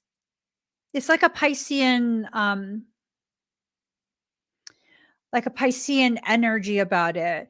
What I mean by that is that for Pisceans, we are very sensitive to the tone that's used when someone's communicating, the words that are selected, the inflection of the words. Oh, so you're a cusp. You're a cusper. Do you know if your moon or any prominent placements are Piscean? I mean, that's enough though. You're at the cusp of Pisces. So some of that filters over onto you. All of that stuff greatly affected you. Maybe it was this thing of like, one of your caregivers, a parent or whoever babysat you, was sharp tongued or very strict. And it's not necessarily that they were intentionally mean, but just the communication was not very compatible with your level of sensitivity. And of course, I mean, we have to take into consideration that many generations of parenting did not take any of that into consideration, not just yours, but generations upon generations of parents. So it's kind of this thing of those are things that created a tremendous portion of you to enter into the shadow aspects. Whatever's in the shadow are things that are very powerful about you, but because of things that have happened in childhood, maybe your caregiver, whoever was babysitting you, or again, a parent, if you were too outspoken, if you were too precocious, like very smart as a child and were asking too many questions, or too independent, you want to do things on your own even as a toddler, things that are inconvenient when you're being watched as a child. And again, a lot of people don't realize it has effects like this, but those things, those criticizations, They really cause you to reject certain aspects of yourself. That's locked away. You're going to require doing shadow work. Shadow work is fairly difficult work to do. If you, because I see a lot of energetic blockages as well, a lot of constrictions. Um, it's a heavy emphasis on on the family unit, because a lot of that blockage is coming from the sacral chakra. There's a lot of things that have been suppressed with your potentiality, even with you as a woman. um and then it's almost like, I don't know if you were struck in the low back, or if you had a car accident, or if maybe you had a slip and fall. But it's almost like this injury to the low back, and it causes a misfiring. It misfires through multiple meridians. It also misfires through the spine and sciatic nerve. Do you have sciatica?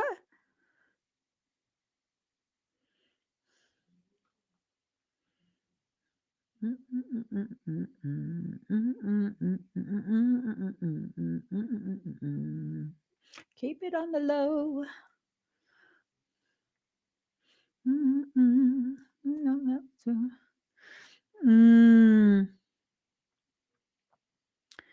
So that, yikes. So a lot of compression in those discs.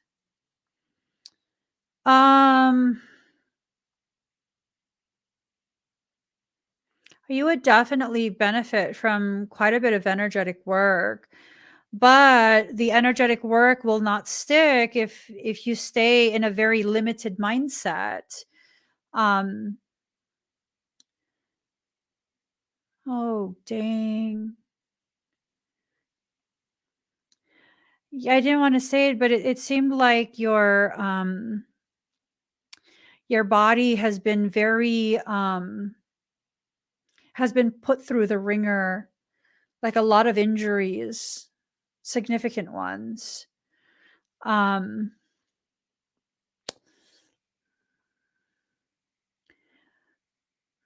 um, I told myself that I was not gonna do. I tell myself this before every single live stream, but I can't leave you in pain like that. Um, You also are not compatible with several of the food groups that you're eating.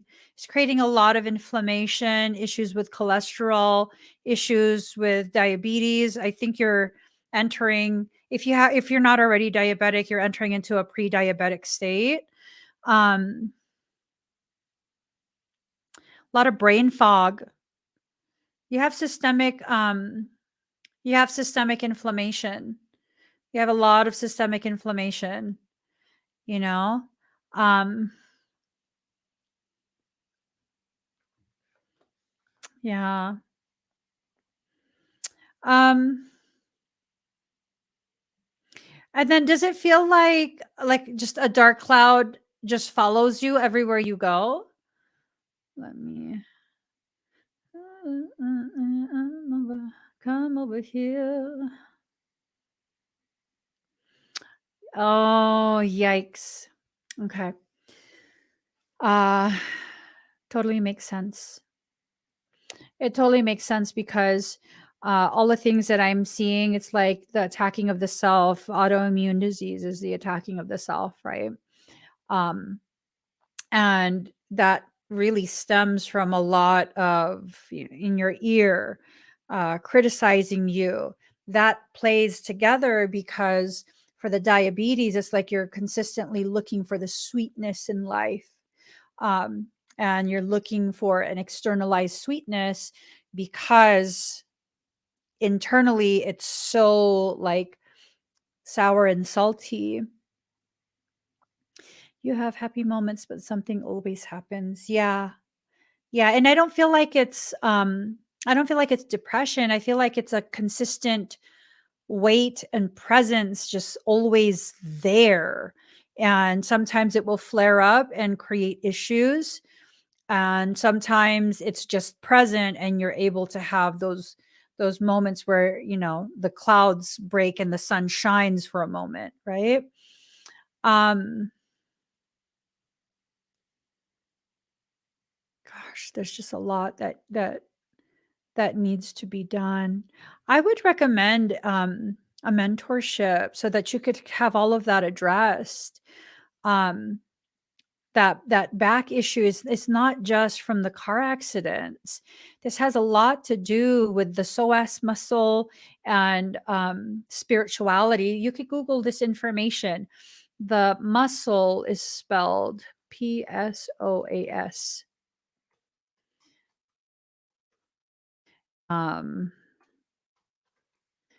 look up this term or this search phrase. Oops, I can't spell. Psoas muscle and spirituality.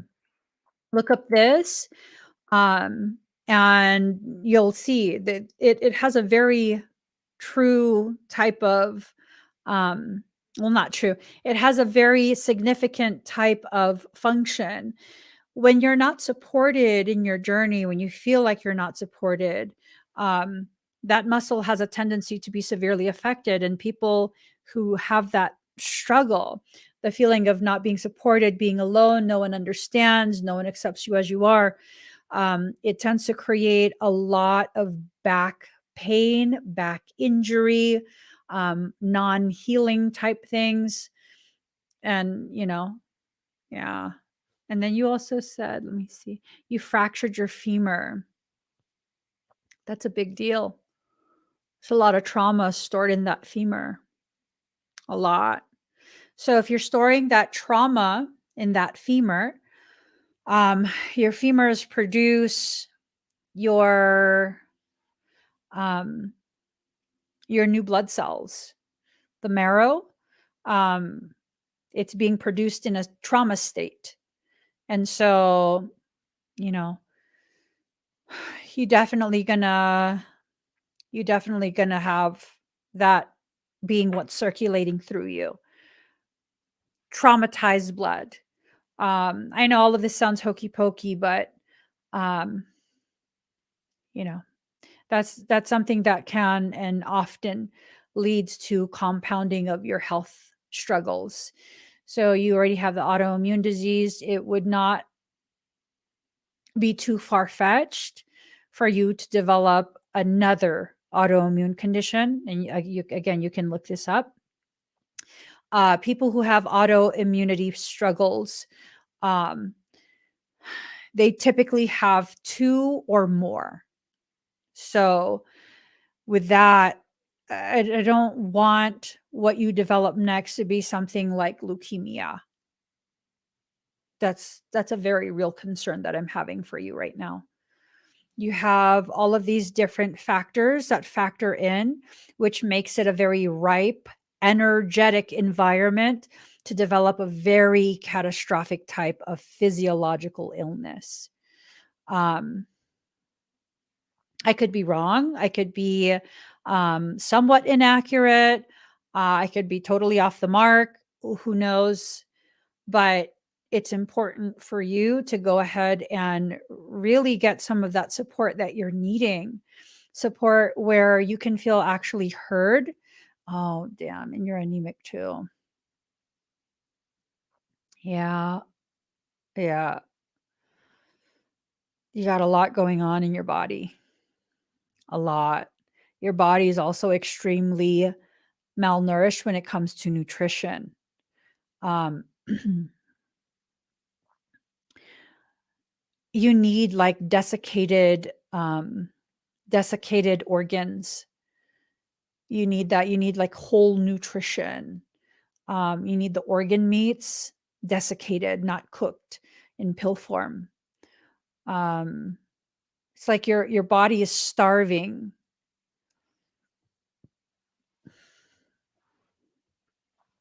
So, let's see.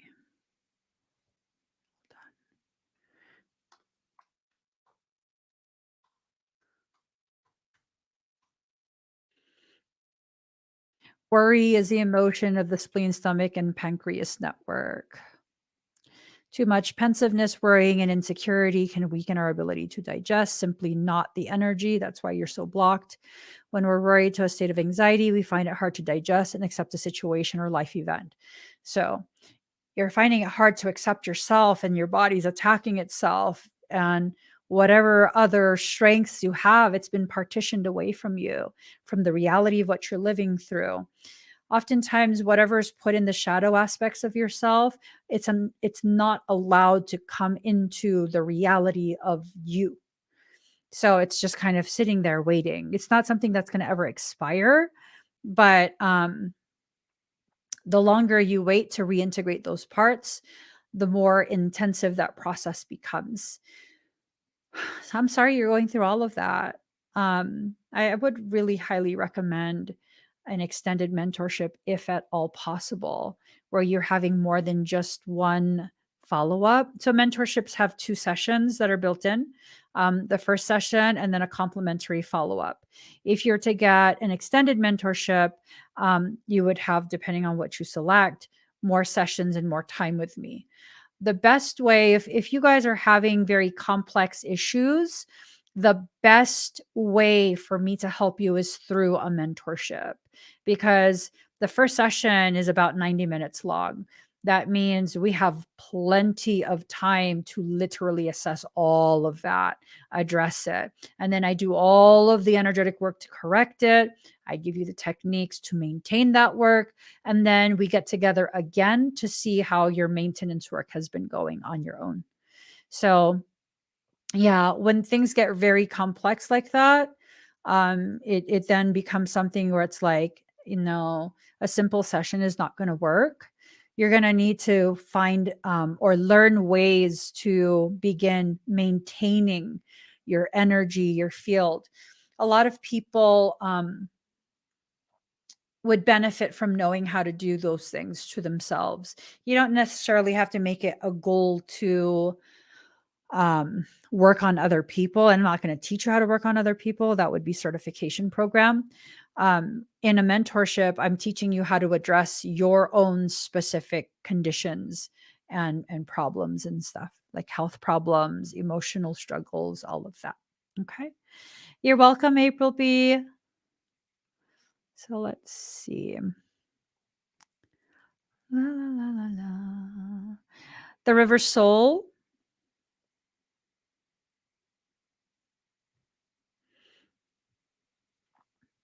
Oh, guys, I totally forgot.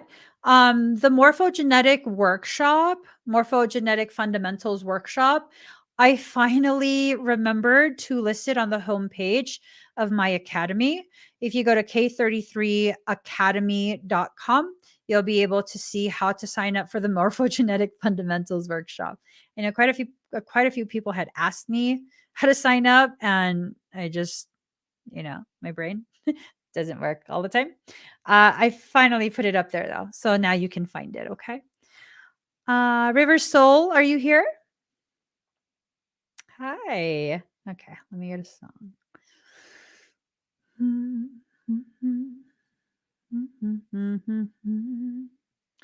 Where I was right next to you. Doo-doo. Okay. Ooh. Breathe deep and slow.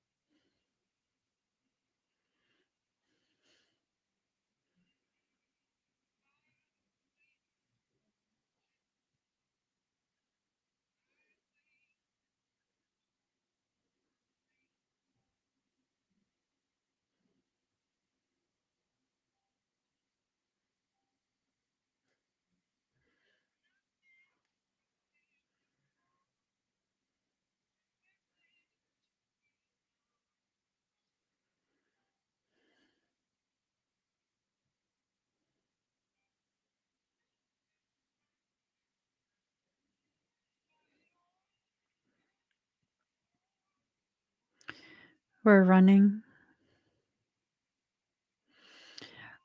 through a cold hallway.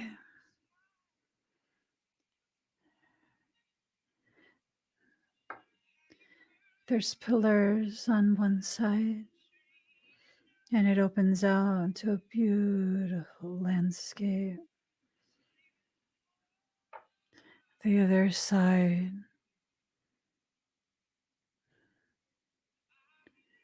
it's a wall, stone wall, made of selenite. I'm so cold.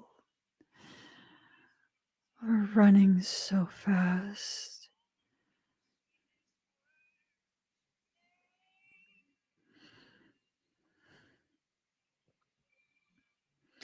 We're running to a chamber.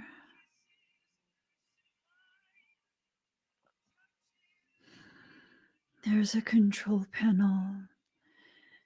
It has sigils that light up and buttons made of precious stones.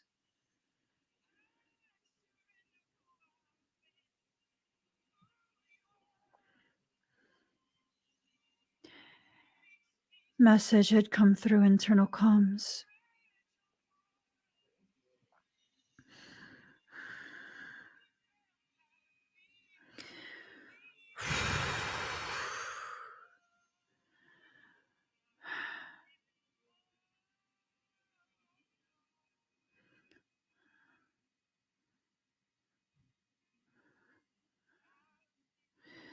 Specific time-space coordinates have been provided.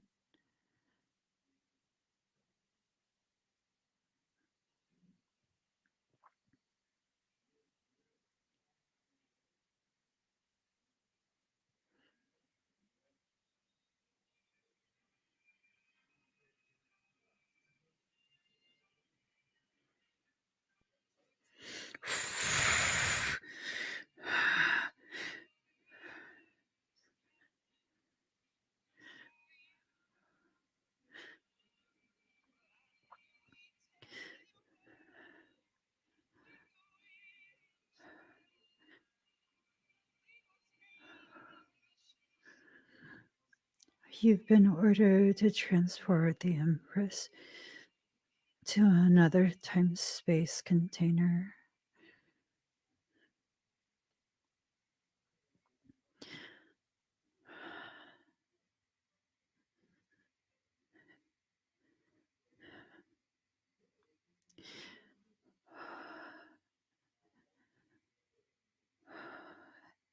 It's cold.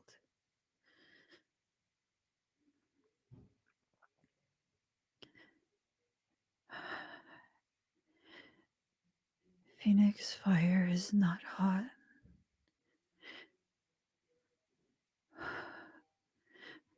It's cold.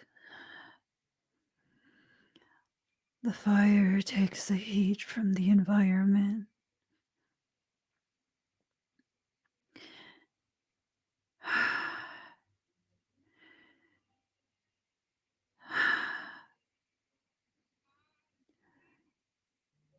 You've been ordered to lock her in physical form. Our emotions in a phoenix state is causing an ice age to rapidly occur.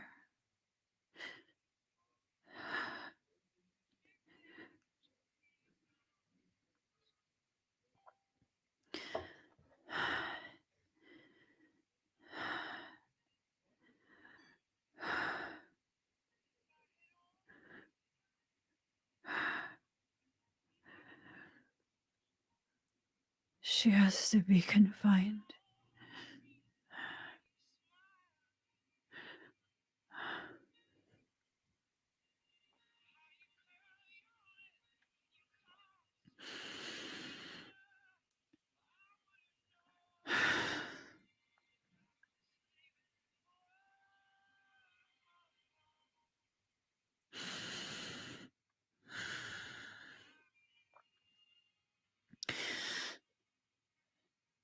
She has to be separated and confined while she processes her grief.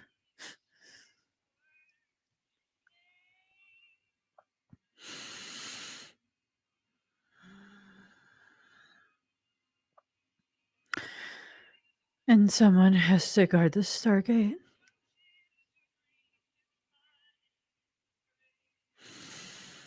So that she can't leave.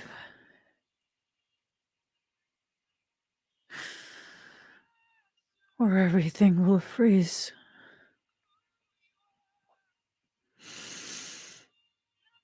She's attempting to exit the Matrix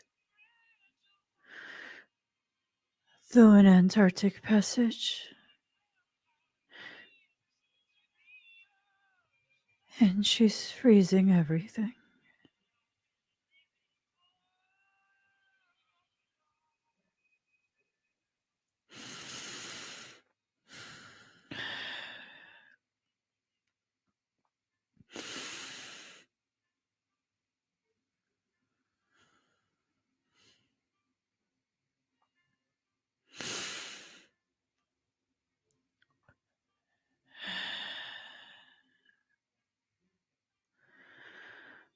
Her crown contains a jewel.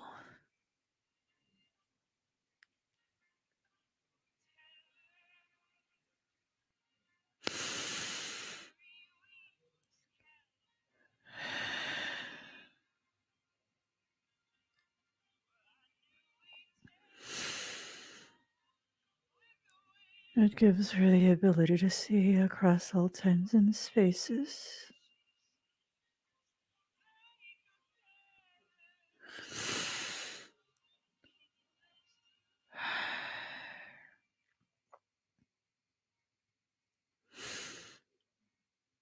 Before you can find her.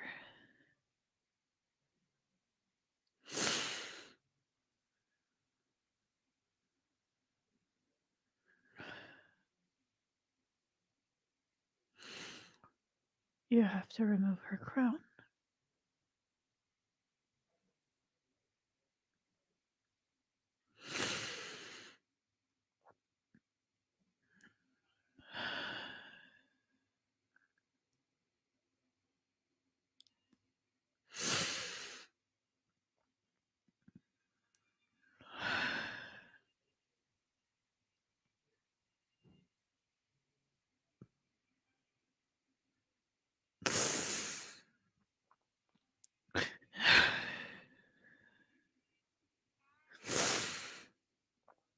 And place her in a chamber made of stone.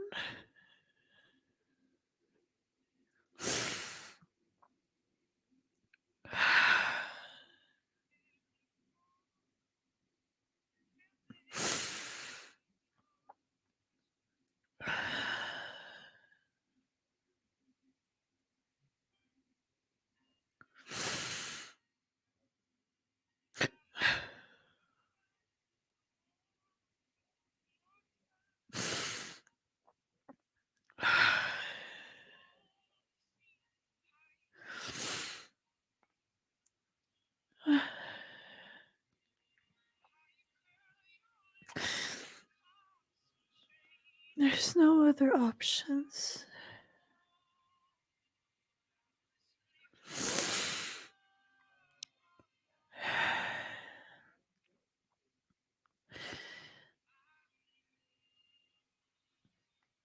You'll be locked there with her for a very long time.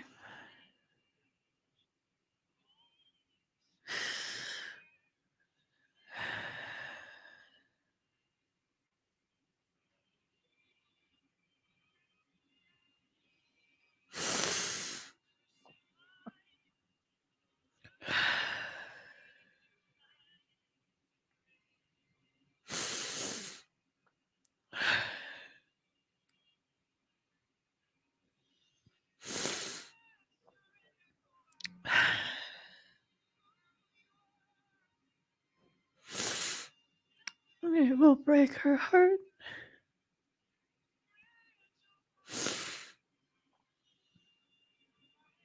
But nothing will survive if she continues to burn.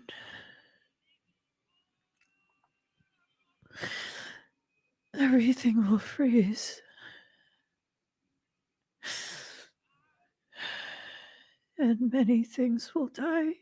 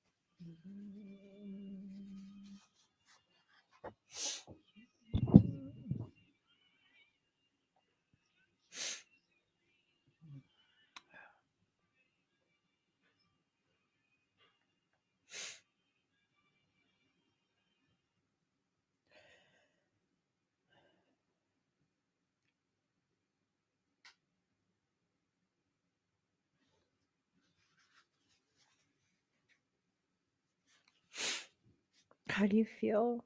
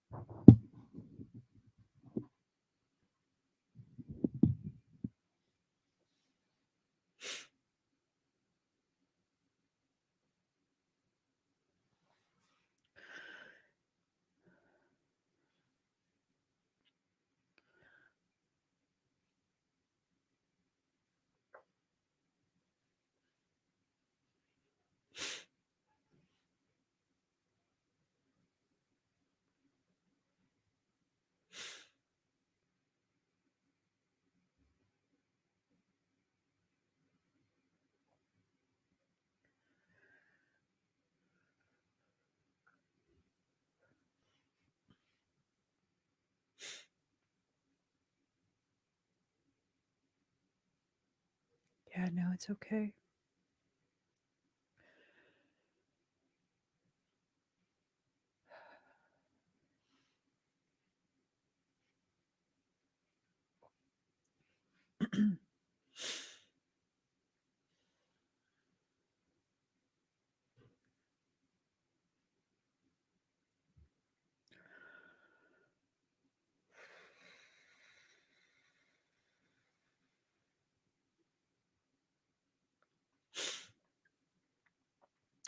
Take your time, okay?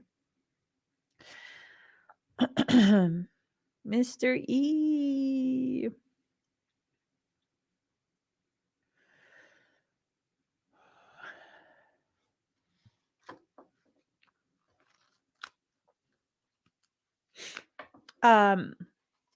River, you can go ahead and privately message me. Okay.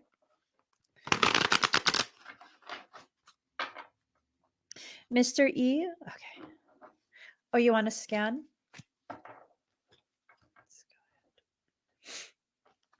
Alrighty. Do you want a general scan, Mr. E?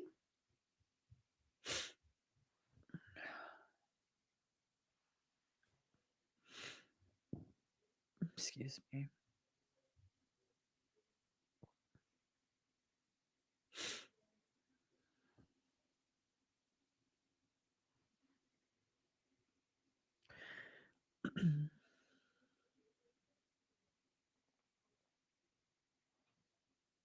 Okay. Immediately, I see a lot of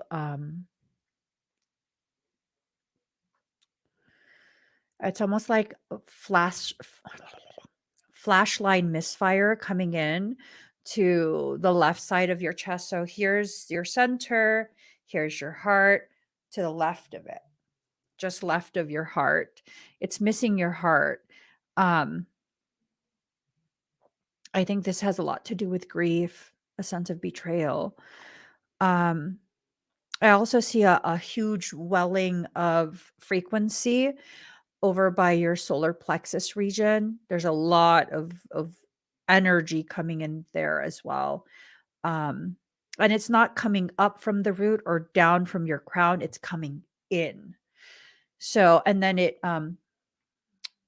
so this is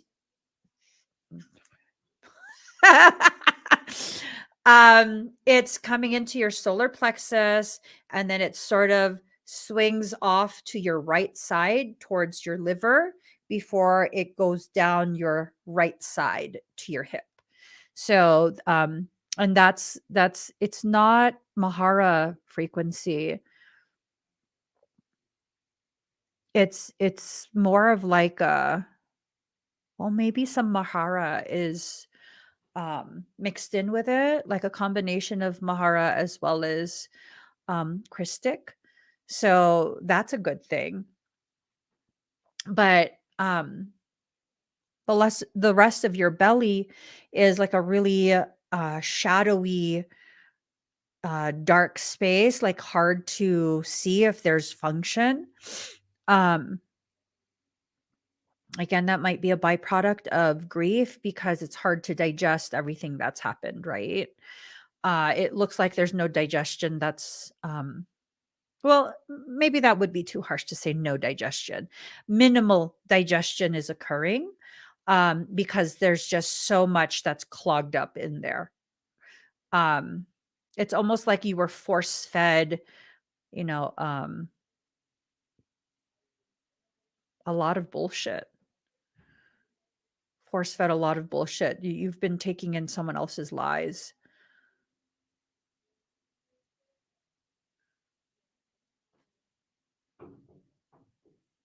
I can't tell if it's the lies of the sister or the lies of the lawyer. The lies of the sister or the lies of the lawyer, you know? So that's definitely something to, I don't know. Do you have a lawyer or is she using a lawyer? Is she having a lawyer like bullshit you? It might be that. And sometimes when people have a lot of money, they'll use a lawyer to bend the law. So If it's your lawyer, you have to be very, very careful about that. Okay. You don't want them to, because some lawyers will make a lot of promises, verbal promises, so that there's no documentation of it. I think the best thing to do, if you're questioning your lawyer, or if you're talking, well, see, here's the thing. This is the legal thing, my understanding. If they have a lawyer and they know they've been made aware that you've hired a lawyer, they are legally not allowed to speak to you. They now have to speak to your legal representation. They cannot discuss anything with you, right? So, you know, unless she had a conservatorship, if all she had was a power of attorney, the power of attorney dies with the person. So that's now null and void. She cannot be acting on behalf of your mother unless she is the executor of the estate. So she can just fuck off. Her and her lawyer can fuck off unless they're the executor of the estate. And if, okay, let me not get you riled up. Let me not get you riled up, because this type of subject matter really gets me riled the fuck up all the time. So, going back to your energy, it feels like you are definitely trying to pull in um and pull in your energy, like higher levels of energy, and remind yourself that you do have, um a higher purpose and a higher calling. So, it's definitely something that can be looked into. All assets are frozen, but she has to administer the estate. Yeah. I mean, that's the thing, is if that's what she's been assigned to do, like legally assigned to do, then yeah, you got to deal with her. But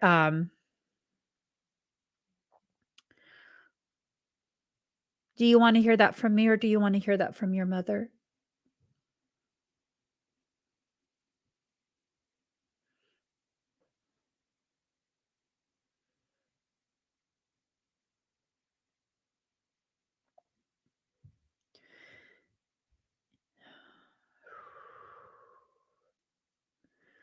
You ask, is it worth abandoning the cause?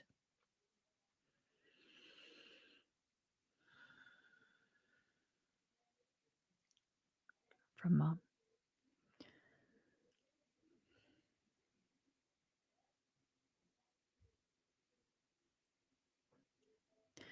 She says specifically, what are you doing? Money never made us happy. I think she's telling you to abandon the cause, to put your happiness and your health before the punishment of your sister. And don't get us wrong, me and your mom both agree she should be punished. But I think what she's trying to communicate is that you're not the one to do it, that it's going to create more problems for you than it will be worth.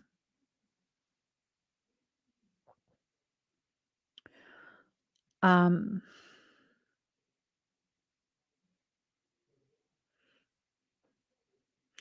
she also says, do what is necessary, not what you want. Ooh. Ooh. So this is from your mom. She says it's time to think of Sarah. I don't know what that means, but she has tears in her eyes.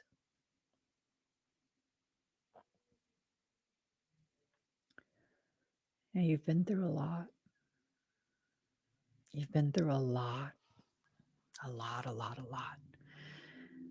And I think what she wants for you at this point is to stop going through things, to just let it be what it is. Finish off whatever needs to be finished off, and then to let it go.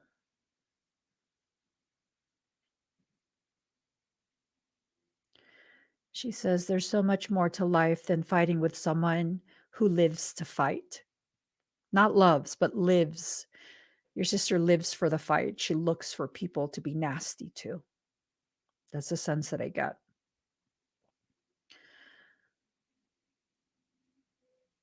So the reality is this.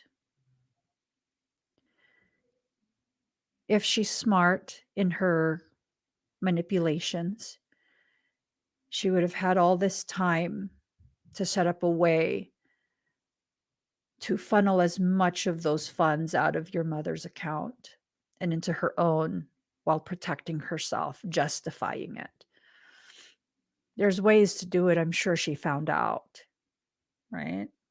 There's always ways to circumvent whatever things are in place. She's the type to find out how for her benefit. She did, yeah.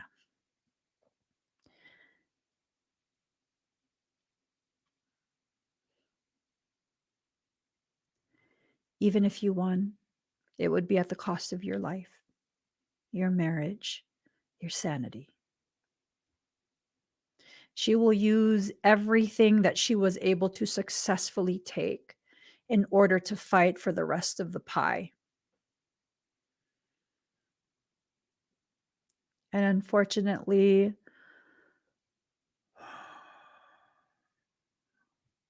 unless you can find a way to make this something that will just blow the lid in a way that she doesn't want, she has more resources to dispose of than you. And she's going to enjoy what she's going to do to you. So you have to ask yourself, are you really fighting for money? Are you fighting for what's right? Or have you just got sucked into another cycle with your sister? You know, and only you can decide, but I don't know. It's affecting your energetic field. It's not looking the way you normally look. There's way more depletion than you're aware of.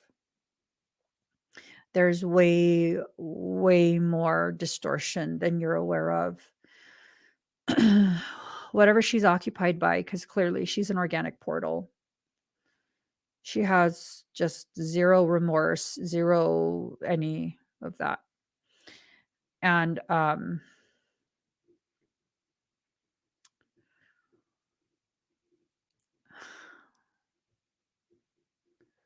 it's negatively impacting your entire energetic field. I am told no.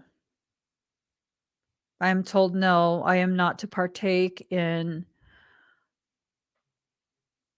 whatever manipulation this is. You say scan for frequency weapons. I'm told no by your higher self. I'm not to partake in that. Your scan is complete, Mr. E. I hope you choose wisely how you will proceed with the things you need to do. Okay?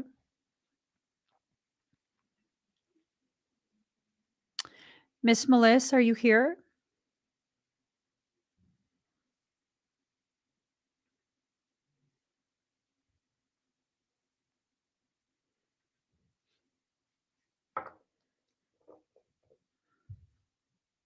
Sorry, Mr. E.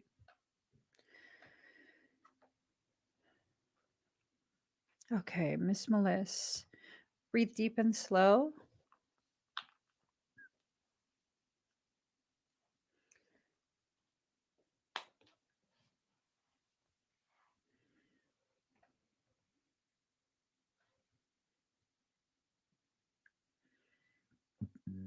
Excuse me.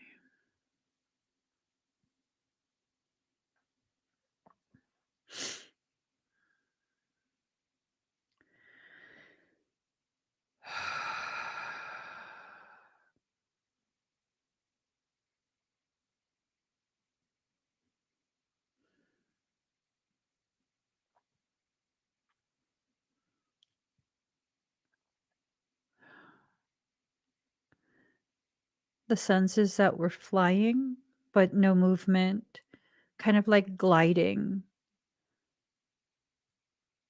but we're not a bird,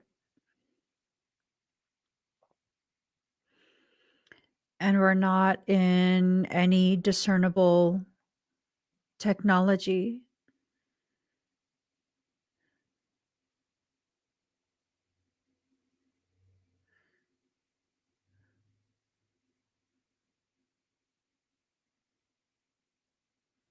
It's just like a free fall. I don't feel us falling.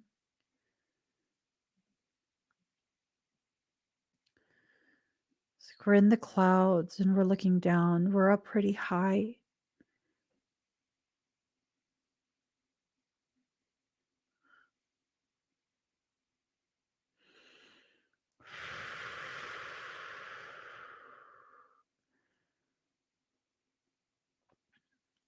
Okay, we're in some specialized full body suit. We're a humanoid figure, like bipedal.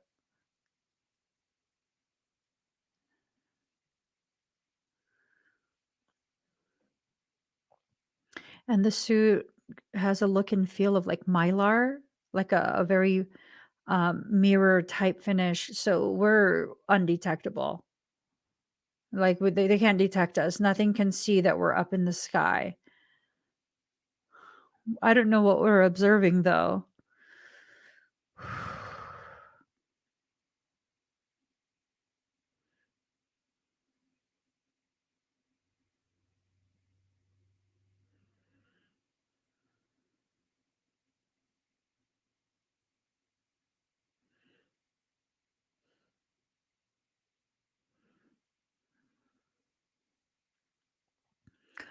Ooh,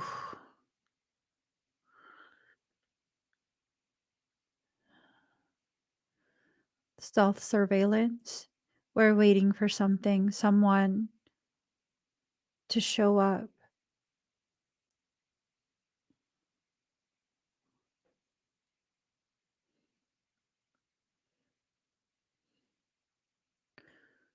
I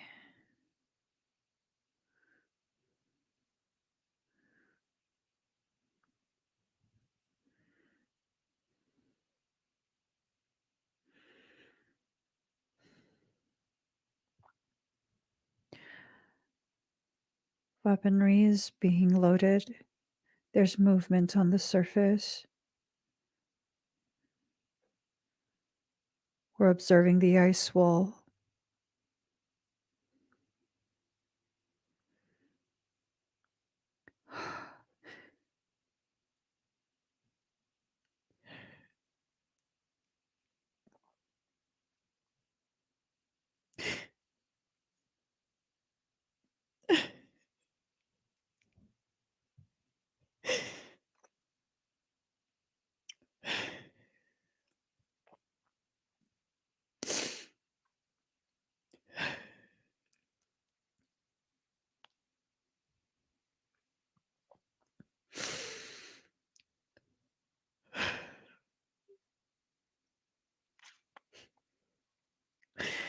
You're trying to find the entry.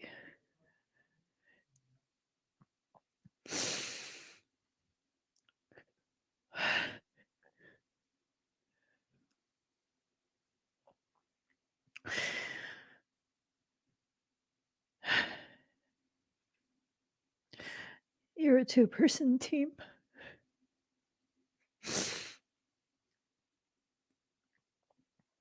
One is on the ground while you're in the clouds.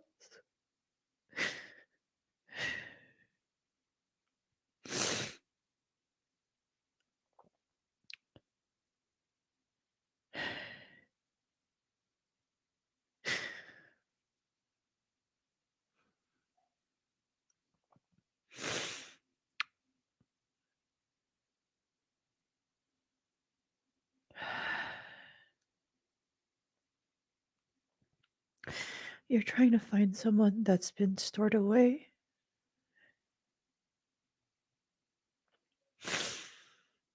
In a subterranean chamber.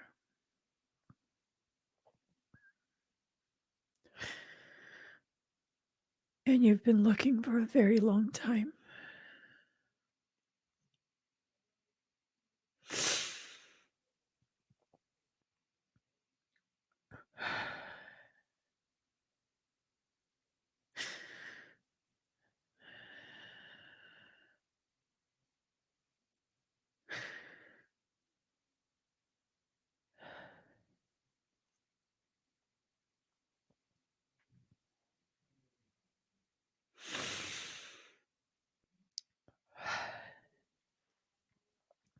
It's the wrong entry. It doesn't take you to any chambers.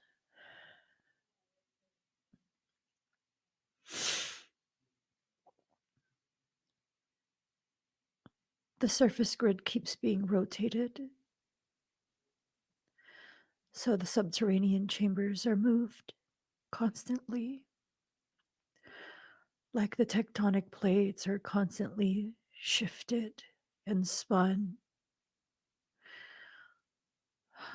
while the underworld is spun in a different direction.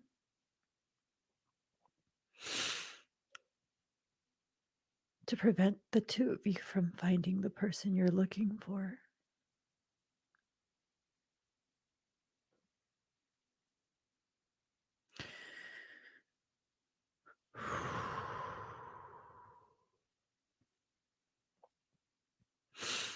This mission is not sanctioned.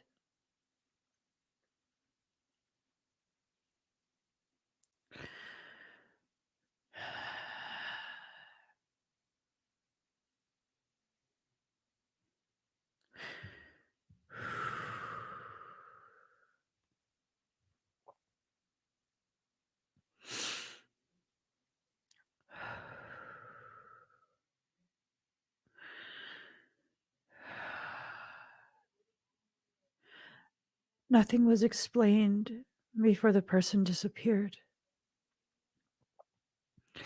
You're unaware of the situation, just like you're unaware of the location.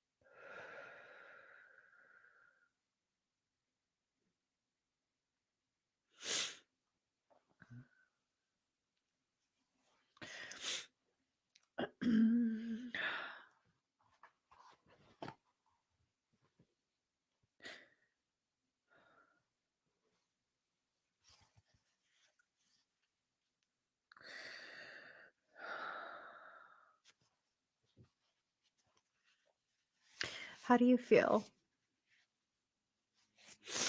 Ugh.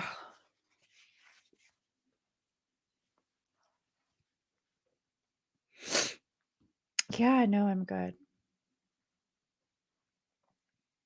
Do you feel okay?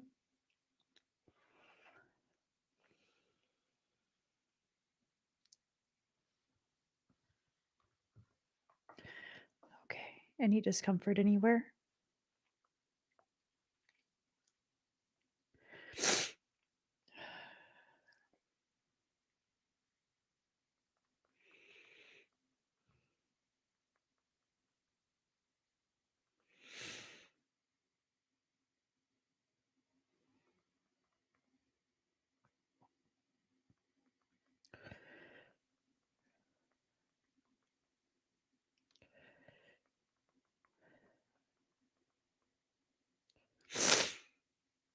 Okay, perfect. Give me one moment.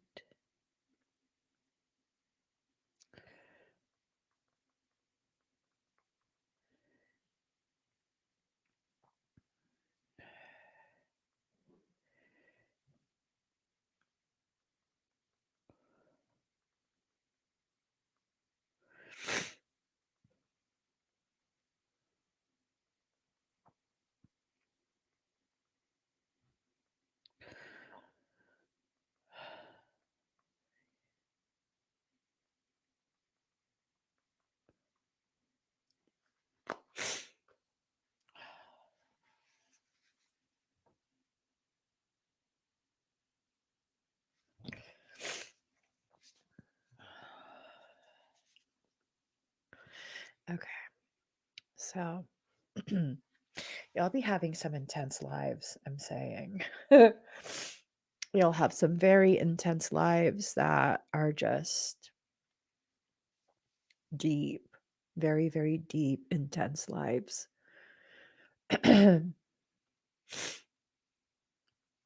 All right. Firefly, are you here?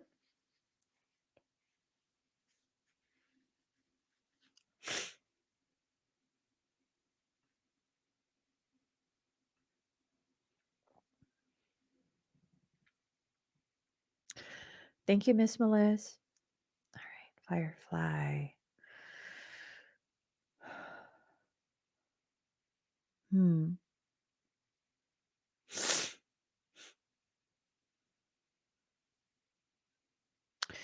The one on your hip, is that something that you have resolved?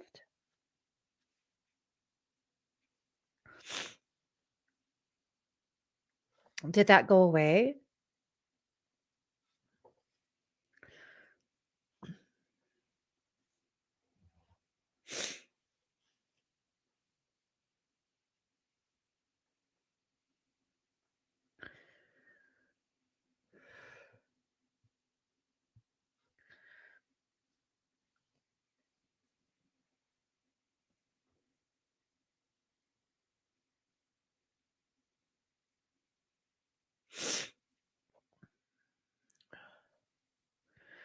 Okay. Did the dermatologist or any of the doctors tell you what it is? Because the sense that I get is that, of course, the conspiracy theorist in me, he's like, oh my God, the aliens marked you. But the logical side of me is like, you should really get that checked. Like it needs to be checked medically. Did they explain to you what it is? Because it feels like a physiological type of situation um, more than energy or galactic. It feels physiological. There might be a component. I'm gonna look really quick. Hold on. Excuse me.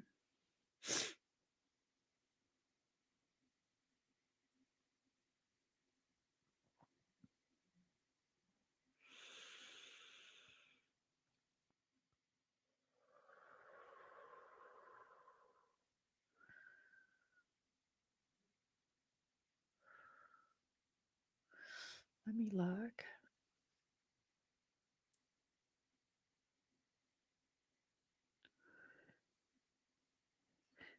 It's in a pore that was walled off. Let's see. Oh, shoot. Um, what was I gonna? Oh.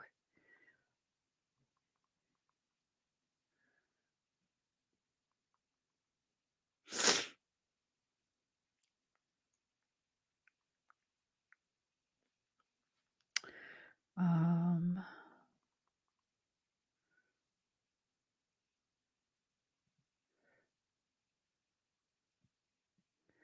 because it feels like it's deoxygenated blood.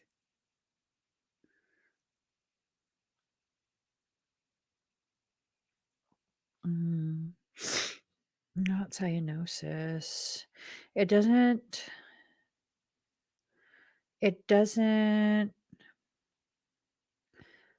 Paroxysmal hand hematoma,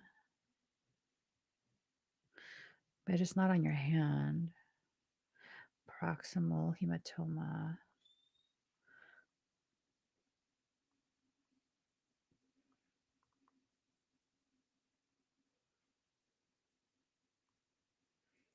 Let me see. No. That's purple.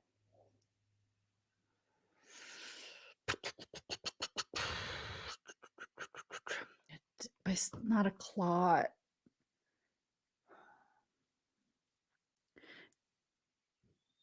This started as a bump long time ago. Is it like what shade of blue is it? Is it like a purpley blue? Like a bruise that's kind of on its way to healing so it doesn't look so purple anymore? Because it feels like stagnation, but and I'm looking at it and it's like there's a little bit of flow, but at the same time, it's very much constricted. So it was black initially. Yeah. So it's some type of like, it's almost like a hematoma, but not. I don't know the word. What's like a hematoma, but not? Hold on.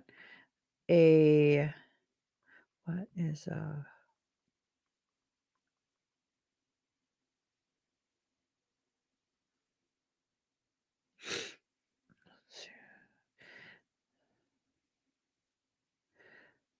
okay.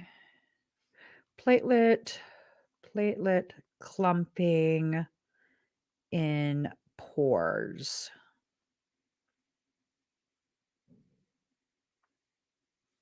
Um,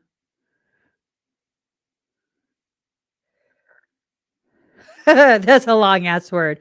Pseudothrombocytopenia.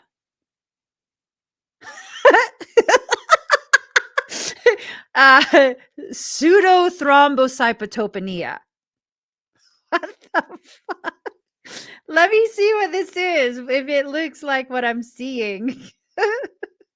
What the hell? I was able to read it. Okay. Let's see.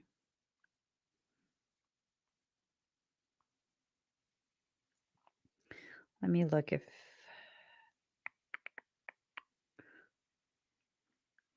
but it's surface level, right? Let me see. Um Dermal.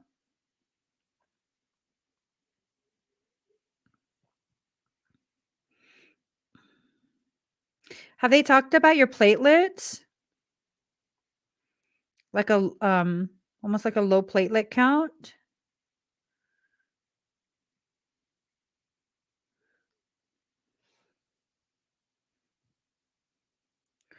Um cytopenia. Thrombocytopenia. I'm gonna write it. Let me just write it. Okay. Oh, oh no, what did I do? Okay. Thrombocytopenia. And then the other thing that I searched up was pseudo thrombocytopenia. Thrombocytopenia. So this might be something that you want to ask them about. Thrombocytopenia has to do with platelet clumping. So, okay.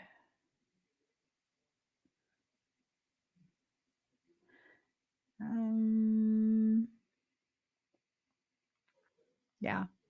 Ask your doctors about that because it might be something similar if at all. You know, I don't know if that's the exact thing, but it's this sense of like platelets are clumping in that one specified area.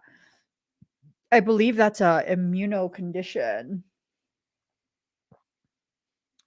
So if it's an immuno condition, then you know you got to make sure thrombocytopenia is a, let me see.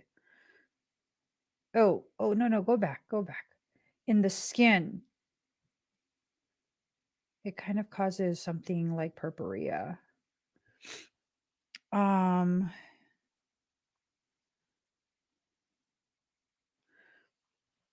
it look similar to this?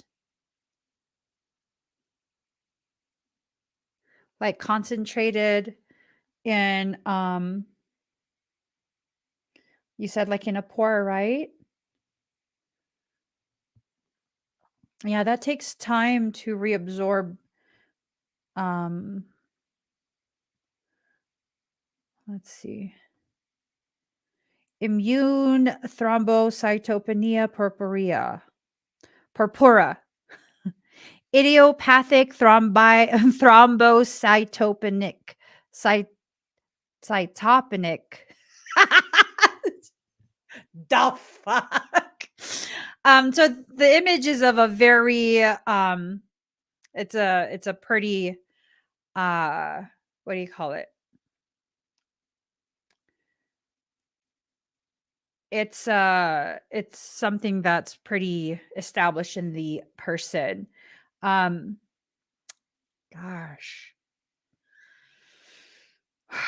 So let's see. It's an autoimmune thing. Have them rule it out. See if they can try and rule that out. But if it becomes something, it's not a rash that's itchy, right? Because this is not a rash that's itchy.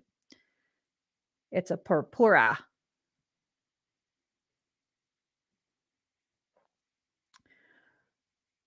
Yeah.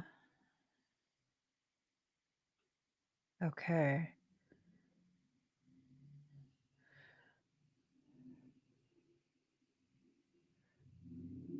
Subarachnoid or intercerebral hemorrhage. I don't think you're at risk of intercerebral hemorrhaging.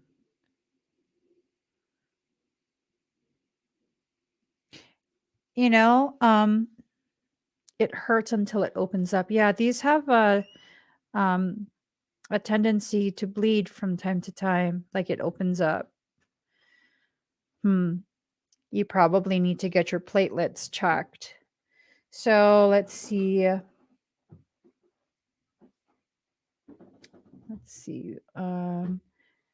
Ask your doctor to order a CBC, a complete blood count. And if it has a low platelet count,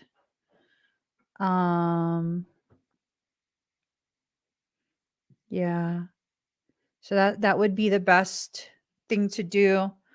You would probably need to go to your general practitioner, ask for like a physical, and then request that they do a CBC, which is a complete blood count, and then specifically checking for the platelets if it's super low, because you might have like a very, very mild form of it, where it's not such a huge deal yet. It's something that's not as established as the image that I showed you, but the things you're describing sound familiar. But I'm not a doctor, so we're not going to be diagnosing ourselves with thrombocytopenia.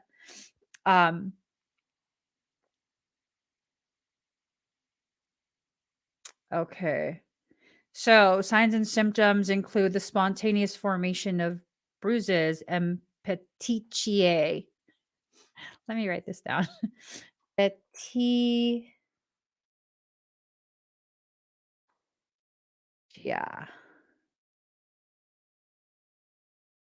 That's how it's spelled. Yes. Tiny bruises, especially on the extremities.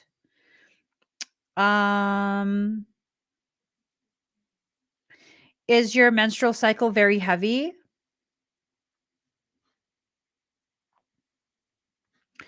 Because that's one of menorrhagia.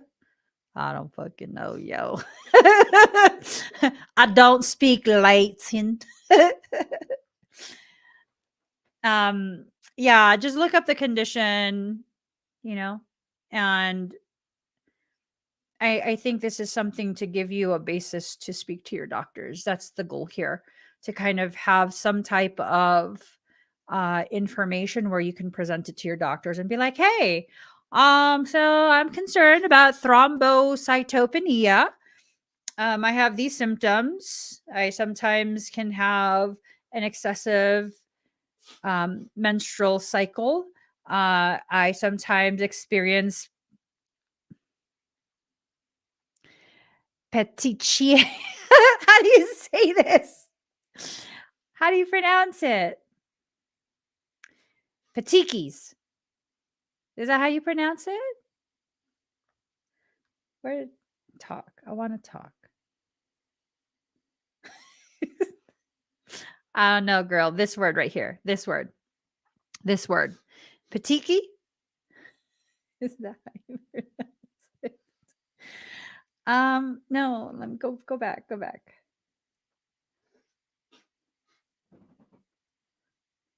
How does one pronounce this?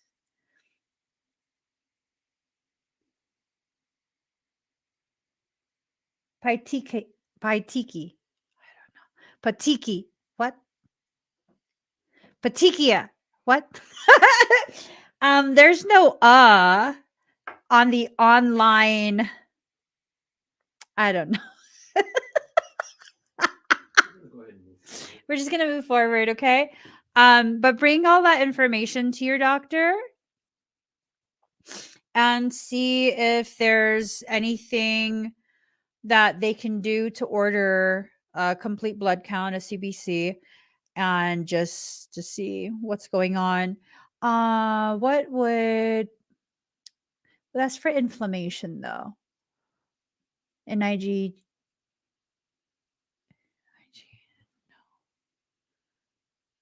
I don't remember the tests that would have the markers for like autoimmunity stuff.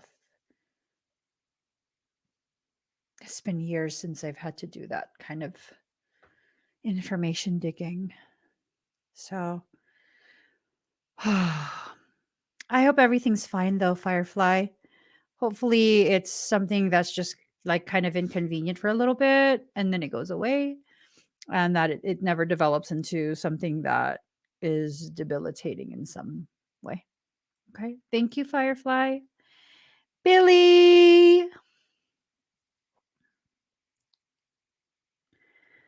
La, la, la, la, la, la. Billy, are you here? You're welcome, Firefly. And your energy looked fine to me. It didn't look like there were things that needed to be like addressed or anything. Hi, Billy.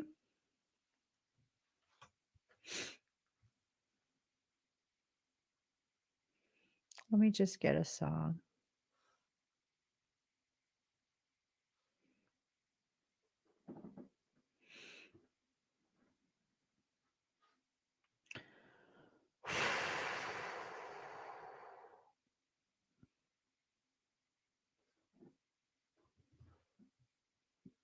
All right.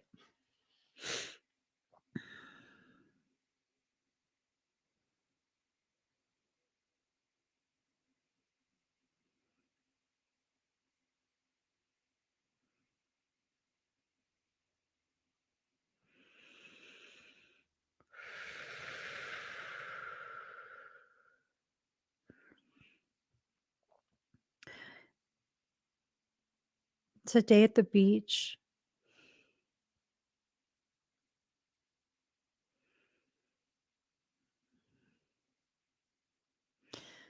This is a while ago.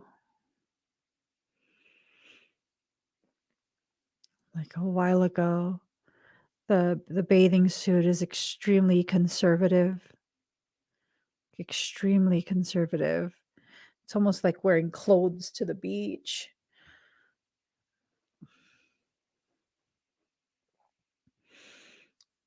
And you're with a little girl.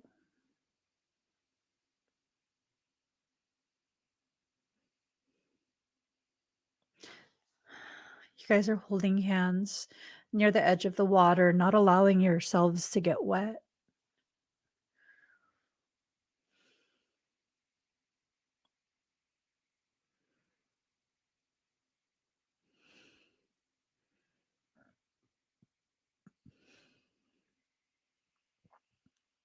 It feels like it's the Mediterranean.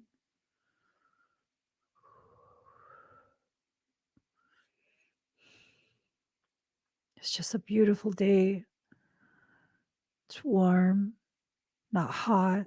There's a breeze. The ocean feels amazing.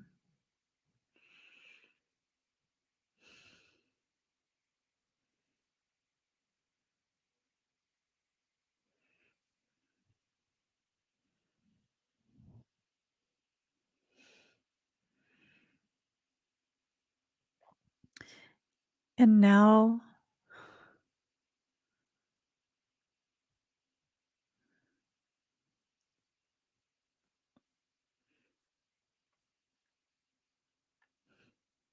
you're tending to horses with the same little girl.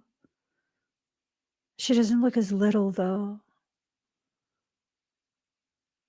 I'd say maybe 9 or 10.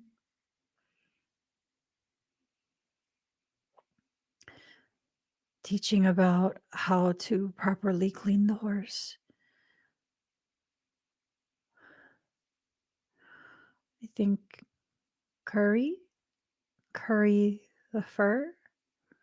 I don't know. The hair.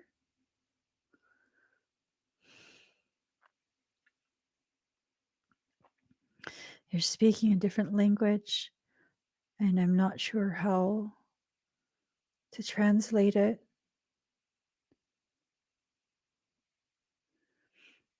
She's listening so closely to you.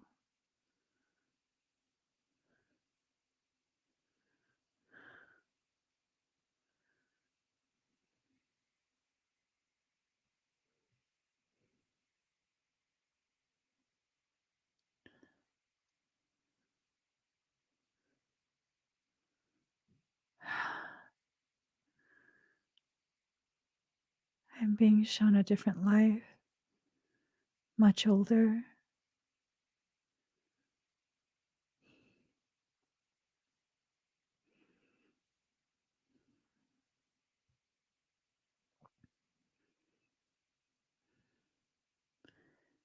We're in Nazareth.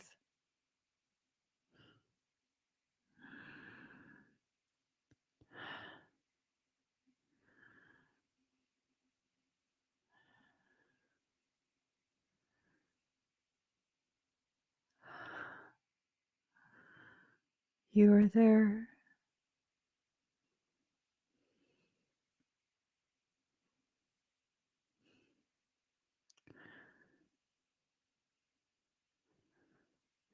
It's somehow connected to the little girl in a later life,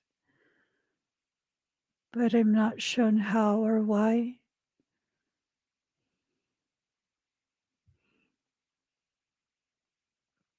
This was a peaceful period.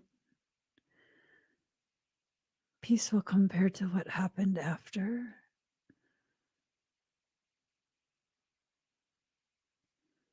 So much learning,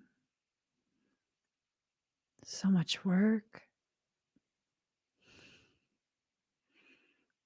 so much purpose.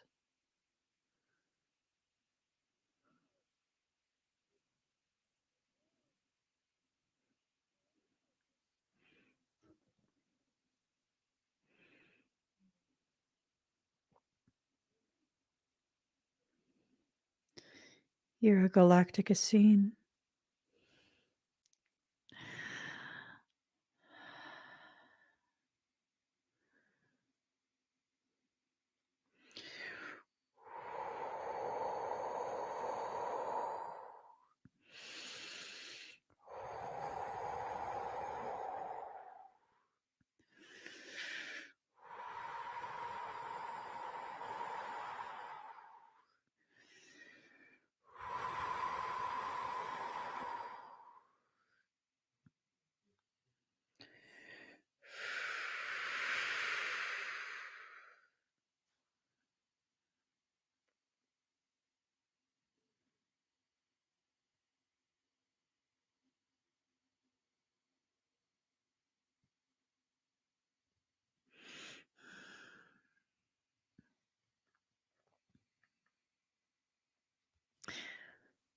How do you feel, Billy?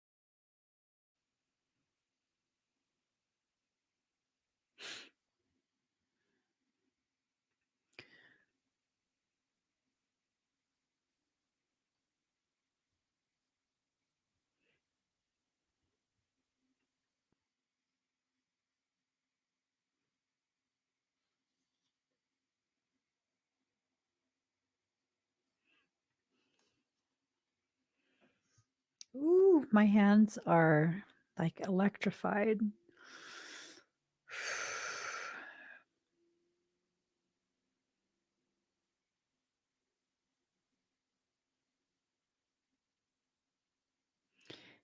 Yeah.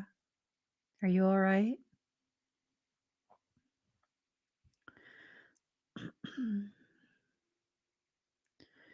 You're a member of the 12 Essene tribes. They incarnated due to Paladorian contracts.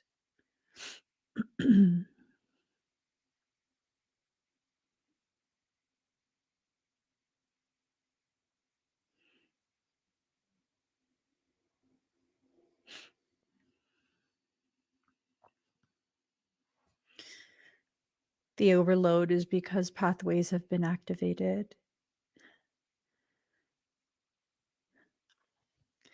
Those pathways bring back quite a bit, quite a bit. So the 12 Essene tribes, they were supposed to be like holders, guardians, however you want to call it, of specific records.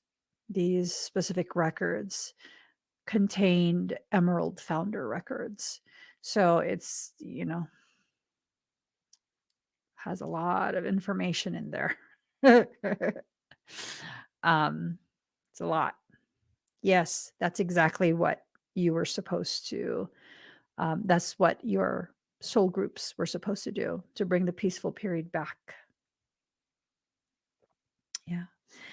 Do you do those things with your daughter? Do you guys work with horses together? I was wondering if it was her. I was very much wondering if it was her in those lifetimes or in those two scenes from that lifetime. But I didn't want to assume. Excuse me, because that would mean that she comes from a Christic lineage. That lifetime where you were in Nazareth, do you know what period that is?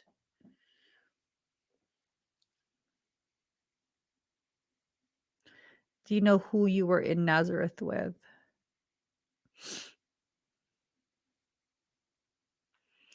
Oh, that's yeah, it was about the hair of the horse itself. Like it wasn't about riding, it wasn't about barn stuff. It was specifically the hair. First you were doing the hair on the body, and then the sense was that you guys were going to be moving on to the mane and the tail. I don't know much about horses, so um you're going to be receiving access to information soon. Your higher self is going to determine when, how much information, what information, all of that. Your higher self will be the one determining all of that. So it's going to be very interesting. Very, very interesting. Wow. That's fascinating. That is super fascinating. All right. Thank you, Billy. excuse me. Gail Marlowe, are you here?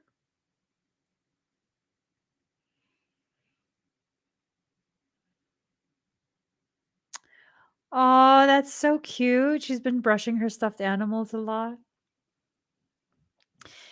Maybe your daughter will be the one to deliver you the memories. Maybe she will, through your, day-to-day interactions, maybe she will help you to recall things. It'll just trigger it.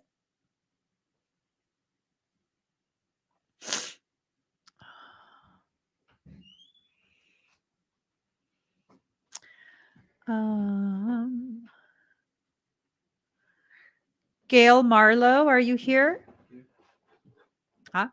Here. Oh, okay. I'm sorry. Okay.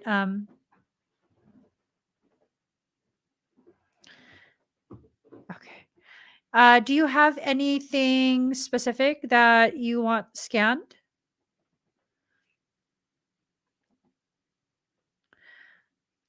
That's awesome, Billy.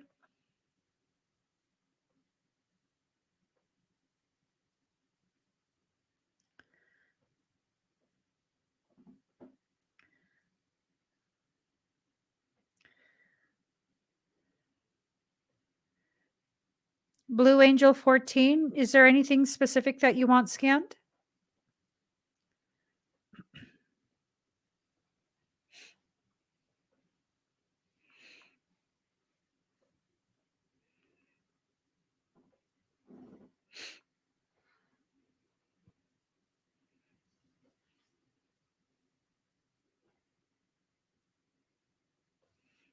You want me to do a general? I can do a general scan. Let me just mark this. Okay. All right. So breathe very deep and very slow.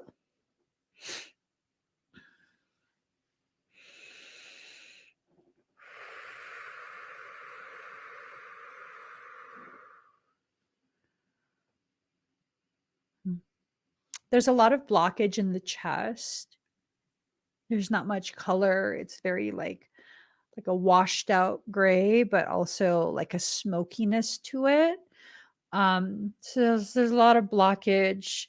It could also indicate that there's a lot of, suppressed feelings, suppressed heartache, a sense of betrayal, things like that. Very difficult emotions have been compressed and hidden away.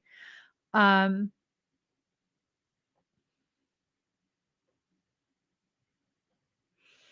hmm. I also see a bit of a curve in your back. Like, do you have bad posture? Kind of like hunched over like that a lot? Do you sit with your back all curved? I do that too. I really should stop because that hurts my back. Because it's almost like I see a rounding of the back. And there's a potentiality that you should get your cortisol levels checked. It seems like you're holding tissue, the top of your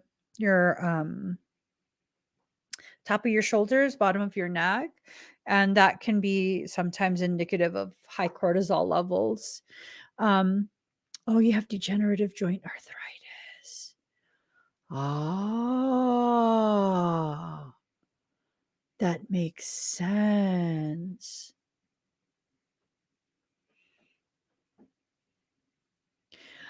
So are you aware if you have high levels of cortisol?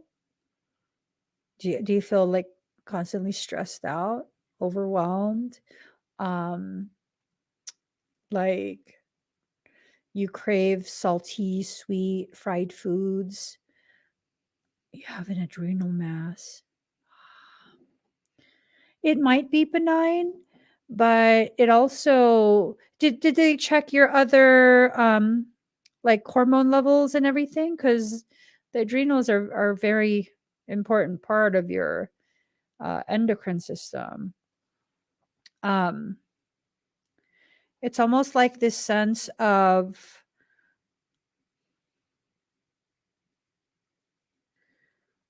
Well, you know what? Let me check the emotion just to be extra thorough.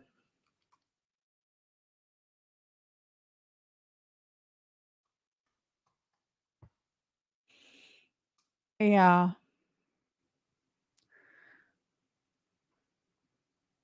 Okay.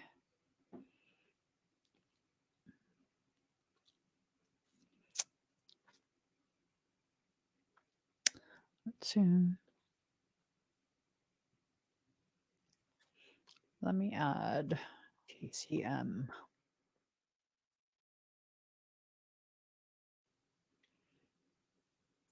Okay. And TCM, adrenal fatigue, is seen as the consequence of imbalance in the kidneys. Let's see.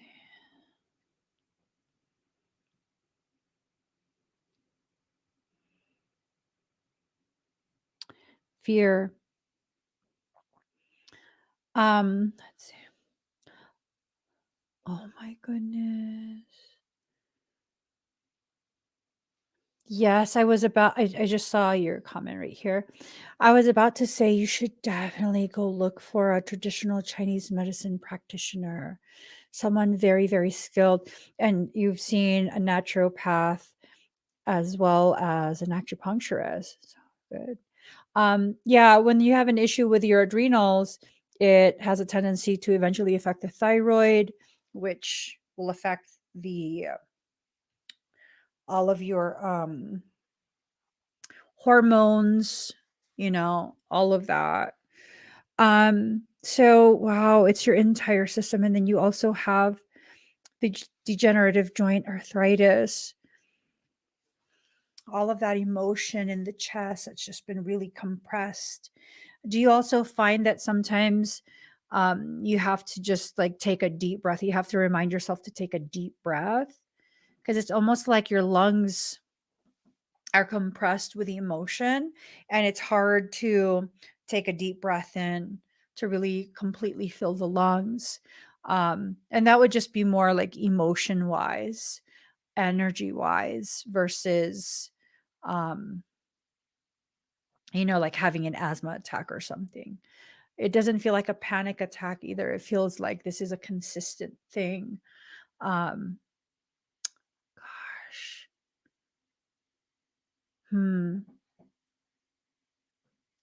Oh my gosh. You're an empath.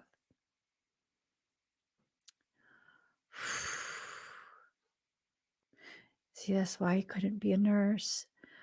I would take in everyone's pain, everyone's suffering. And I think that's part of what happened to you.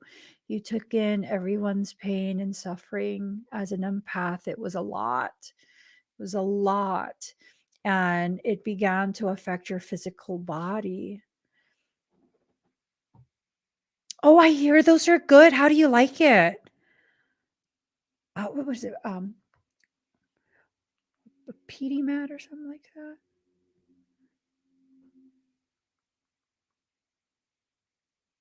That's not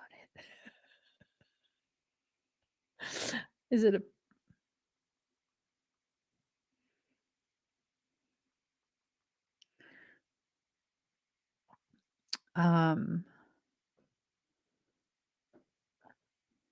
Petty mat?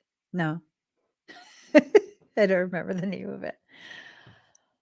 Um, so the curve that I'm seeing, um,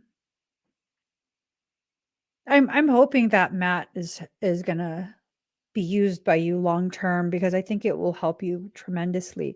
I think part of what's happening is that you're uptaking so much frequency, and I was telling my kids, I was giving my kids a lecture about this the other day. So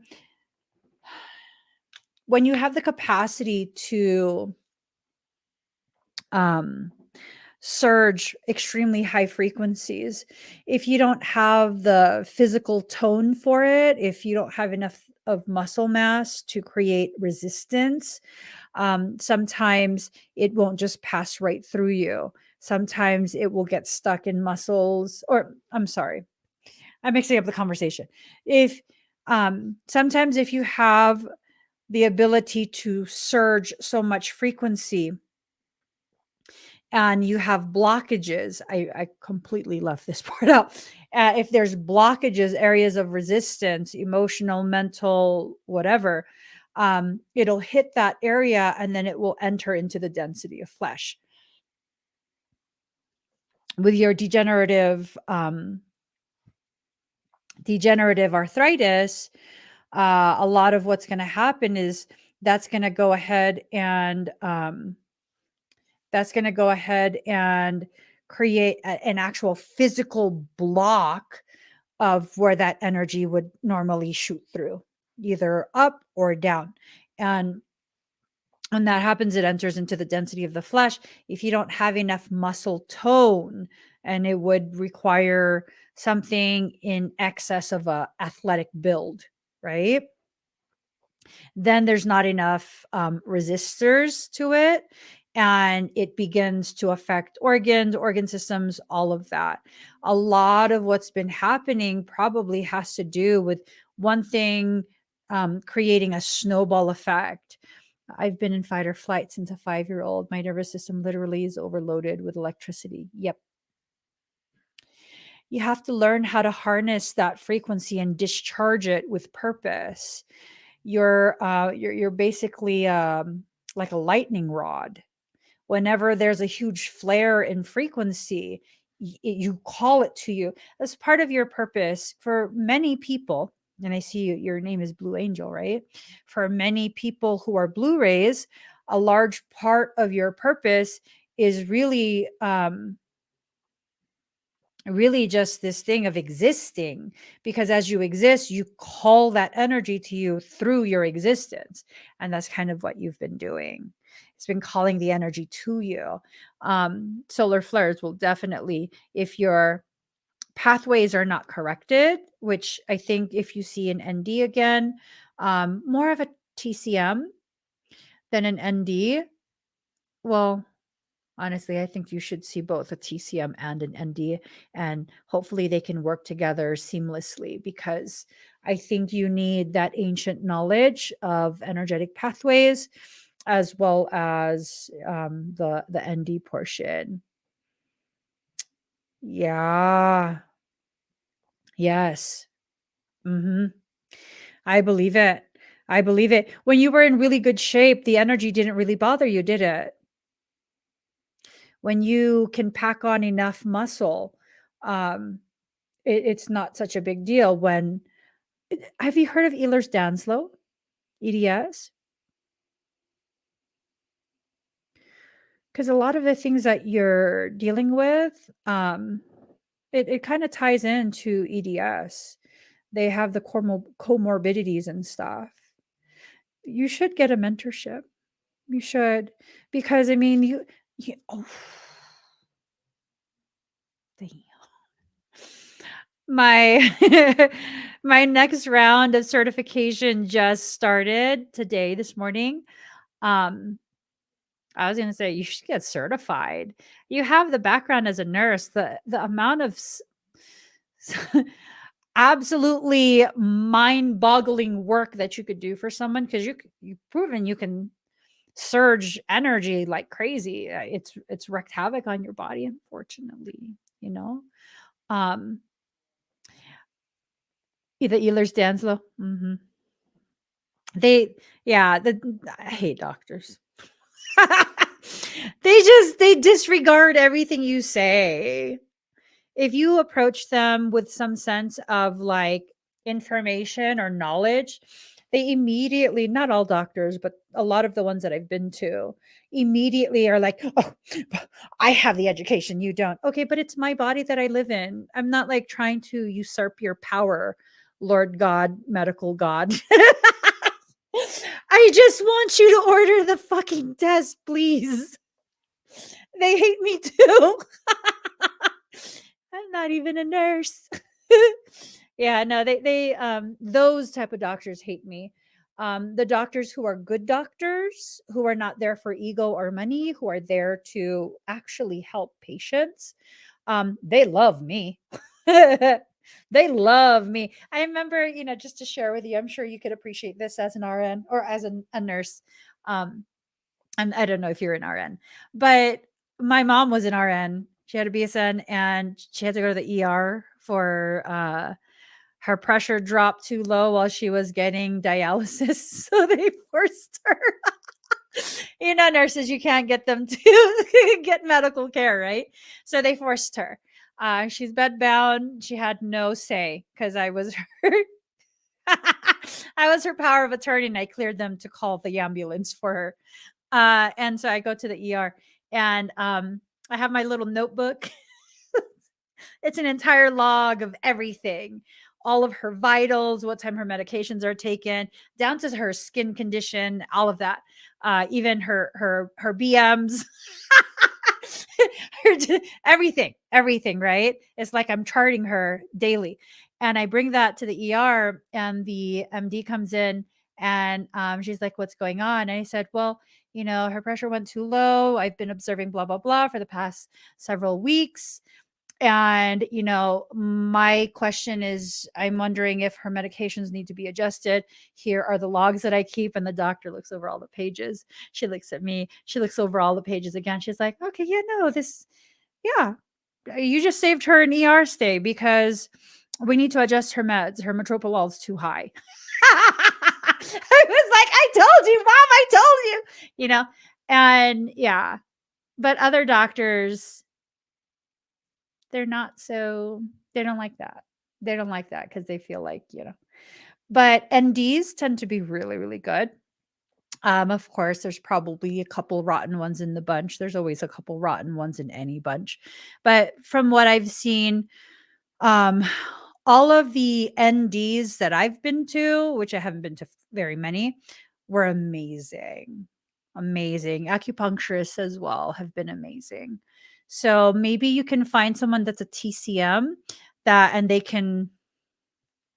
I've seen people who have that TCM designation as well as an ND designation. Maybe you can find someone who has all those specialties, and that way you don't have to spend so much on multiple practitioners. I'm hoping you find someone like that. And here's the thing: you have the capacity to surge so much energy. I really think that your entire circumstance would be very different if you had something to utilize that energy on in the way it's meant to be utilized. So, my husband's like, but my program already started, and I probably will not be doing another round. I want to say for maybe like 9 months or so, because after this cycle ends, it's a 40-hour program. I'm going to be launching my level 2. So unless you were to purchase and pay in full level 1 tonight, because my husband's going to kill me. I want you in the program, dang it. Dude, you could do some serious stuff. I found that when someone has all of these medical conditions, sometimes it's because they haven't learned yet how to use that energy to help other people. And once they begin using that energy in the way it's intended, then they begin to resolve a lot of the problems that they've been having. For example, like you, I have a very complex health history. I was supposed to get double total knee replacements. I was supposed to get, I don't remember if it was like 3, I want to say 3 fused vertebrae. I didn't get any of those. I was like, no, thank you. And I was just in my 20s. In my 20s, I developed the worstest case of fibromyalgia my specialist had ever seen. In addition to that, suspected lupus. But I'm free of symptoms for pretty much everything at this point. I just have to be extra careful when I'm working out or moving, because I do have Ehlers-Danlos as well. And if I don't harness enough of that frequency, my hair starts to fall out. It activates my alopecia areata. So there's a lot of conditions, and it's because your frequency, and this is not true for everyone. I'm speaking specifically about you, Blue Angel. Your frequency is so high that it's not as compatible with a human physical body as it needs to be. It's basically like etheric radiation. You create so many problems if that energy sits in the body for too long. So I've decided, if this is the work I'm going to be doing for the rest of my life, I'm going to be buff AF so that I don't have those issues anymore. And it's a commitment that you have to make, and I think it's a better option than just the body further degrading and having more and more and more struggles and conditions. I know what it's like. I mean, yours is definitely much more pronounced than mine. My discs are degenerative disc disease, but I luckily managed to avoid till now um, any arthritic type stuff. Thank God. And I still have all my parts. No knees have been cut out yet. I don't plan to ever let them cut out my knees. Wounded healer is, yeah. Sometimes the best healers are the ones who have gotten the most sick and have recovered from it. Yeah. It's a very intense journey you've been on. Very, very intense. And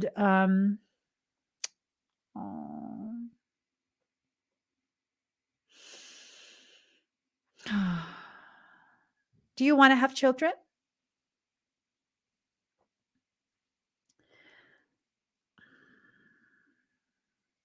I'm not that far from you. I'm in my mid 40s.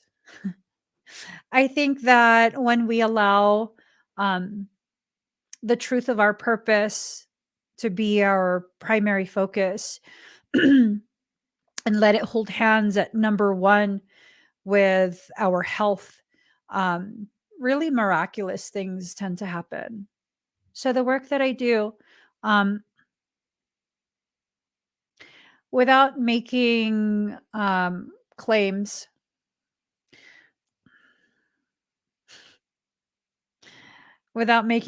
despite the medical evidence to back up my claims. One of my siblings was end-stage heart failure, stage D, and he was at 7% ejection fraction rate. He was being prepared for LVAD surgery. And when I was cleared by his soul to help energy-wise, unexpectedly, his 7% ejection fraction rate jumped to, I think it was like 30 something percent ejection fraction rate. And not long after that, with the, I think they had an echocardiogram, ultrasound, and I believe x-rays as well. All of his heart enlargement and all the other things that were going on with his heart were not detectable on the tests. So he's no longer end-stage heart failure, I believe. I believe they removed the classification. I'm not sure. But, there's things that can occur that are not explained by allopathic medicine. And it can definitely be something that can alter the course of your life. It can. They gave him, the doctor said, between 3 days and 3 weeks to live. That was in what year? 2020? Yeah. That was 2020. We're now in 2023. He's a pain in my ass. I'm joking. He's not a pain in my ass. Yeah. He's in California, and I texted him earlier today. a picture of a bag of tamarind balls. And I said, look what I found at Costco. It makes a fabulous flood snack. It's flooding. I'm just like, I had to make it a joke. But yeah, I think that the K33 system would probably be very compatible with you, your body, all of that. If you're gonna do a mentorship, I definitely would encourage you to have an extended mentorship.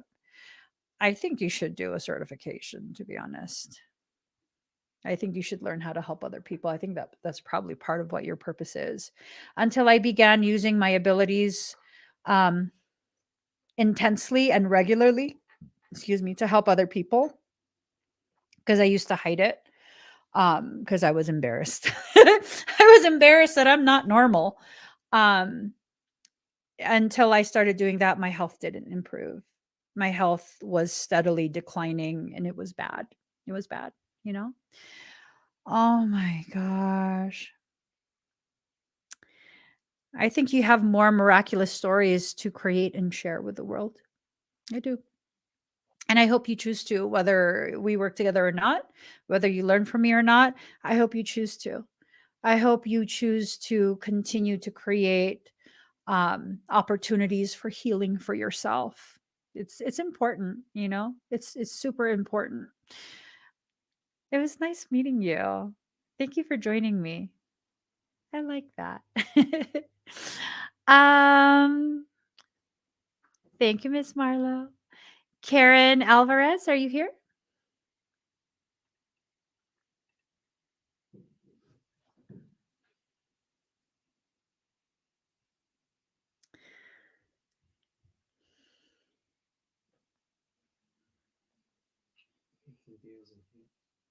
Yeah. Hi, Making Deals in Heels. I like your name. What kind of heels are we talking about? Stack? Okay, let me. I love that screen name. Hold on, let me get my other. All right, breathe deep and slow.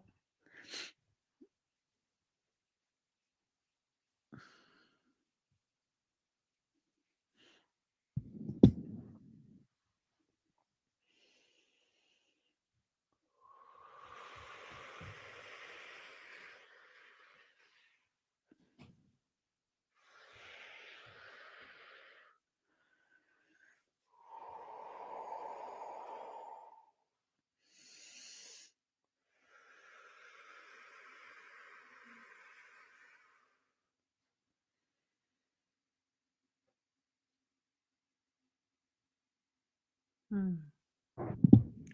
How do you feel?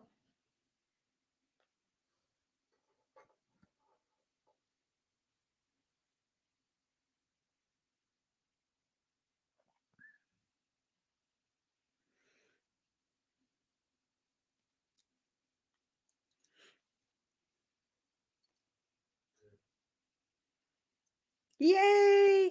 Any dizziness? Your hands are sweating. Ooh.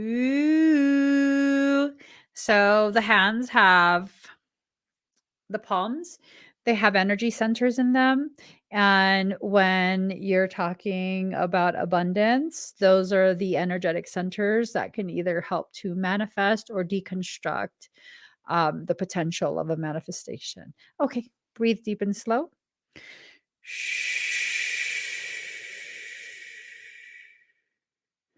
You just feel like, ah. You're sensitive to frequency. I love it.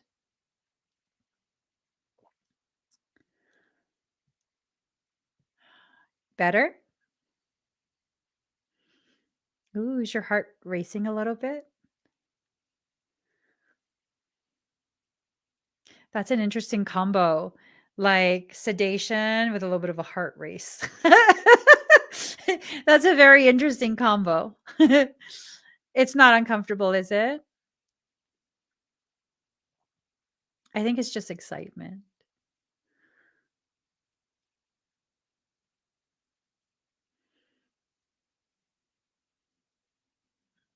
Okay. Okay, good. And the lightheadedness, that's improved?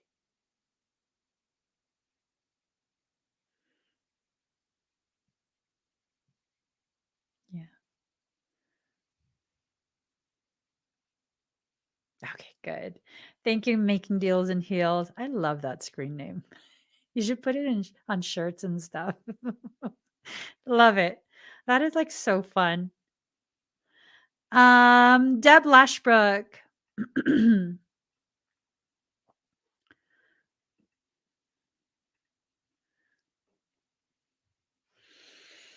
Here.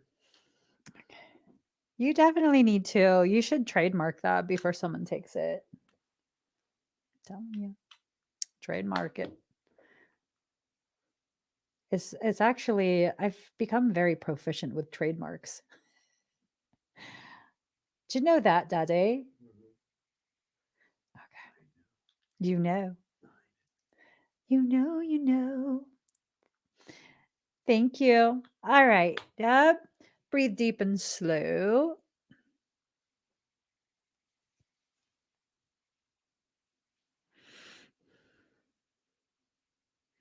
Mm. A lot of grief in the chest, a lot of grief in the lungs, especially the lower and the both lower and the right.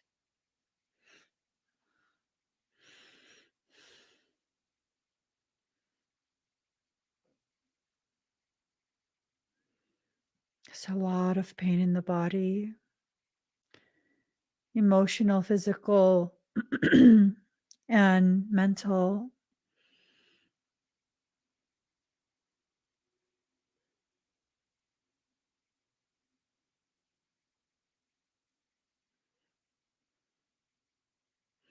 I'm checking all your systems, systemic inflammation.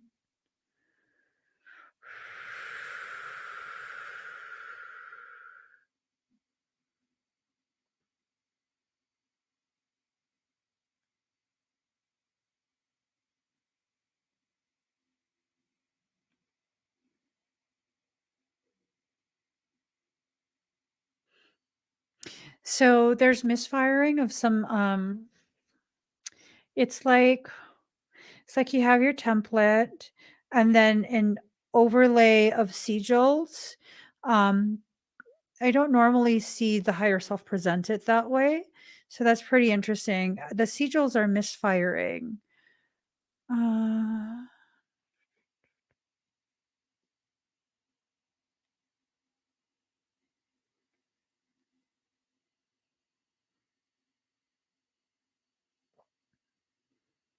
Arkai is with you. Why?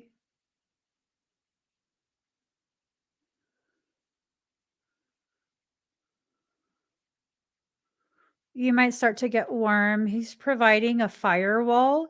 I think someone is trying to gain access, like view some of the sigils and some of the morphogenetic codes.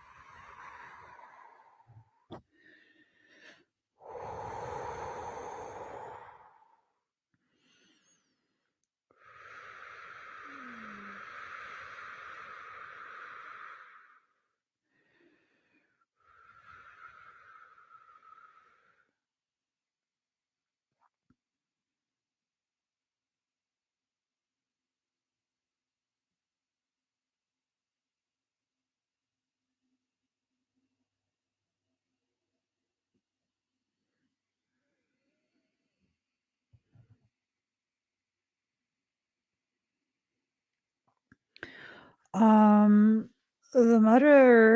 mother is usually it's like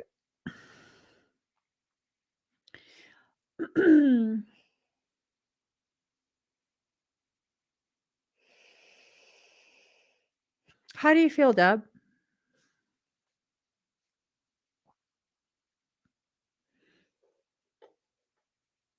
You feel okay?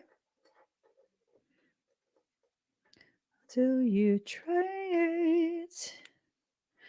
You don't have to keep it quiet.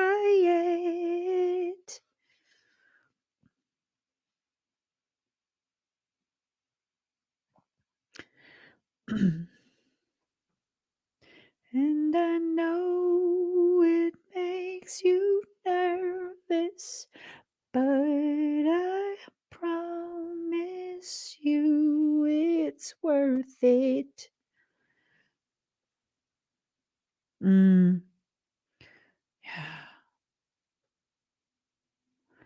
So I've been angry today too. Not joking. Just irritated and angry and just, yeah. I think it's frequency modulation that's hyperstimulating the amygdala. I think it's being broadcast across the stratosphere. Yeah. Ooh. Is it a little bit better now? Or do you still feel the hyperstimulation of your amygdala? Don't hide away. Hope you say, don't hide away. Come out and play.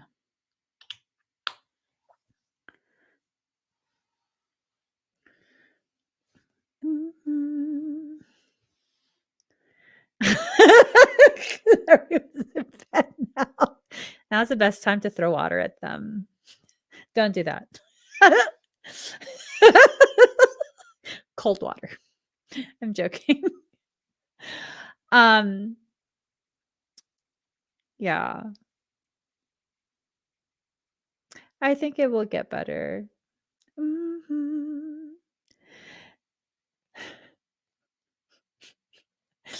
Don't listen to my suggestions. You see a piece of paper, it could be a little greater. Okay.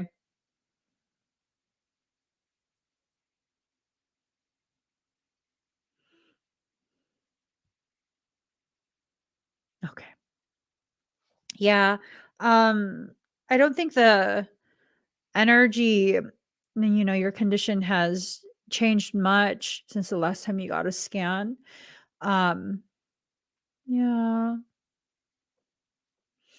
There's a lot of code integration that's also going on. A lot of system integration, system upgrades, things like that.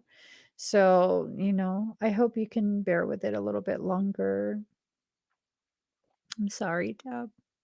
I will be sending you a little bit of extra information via email. Your higher self wants to keep it private. Okay.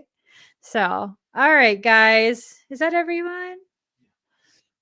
Thank you guys so much for sharing this space with me.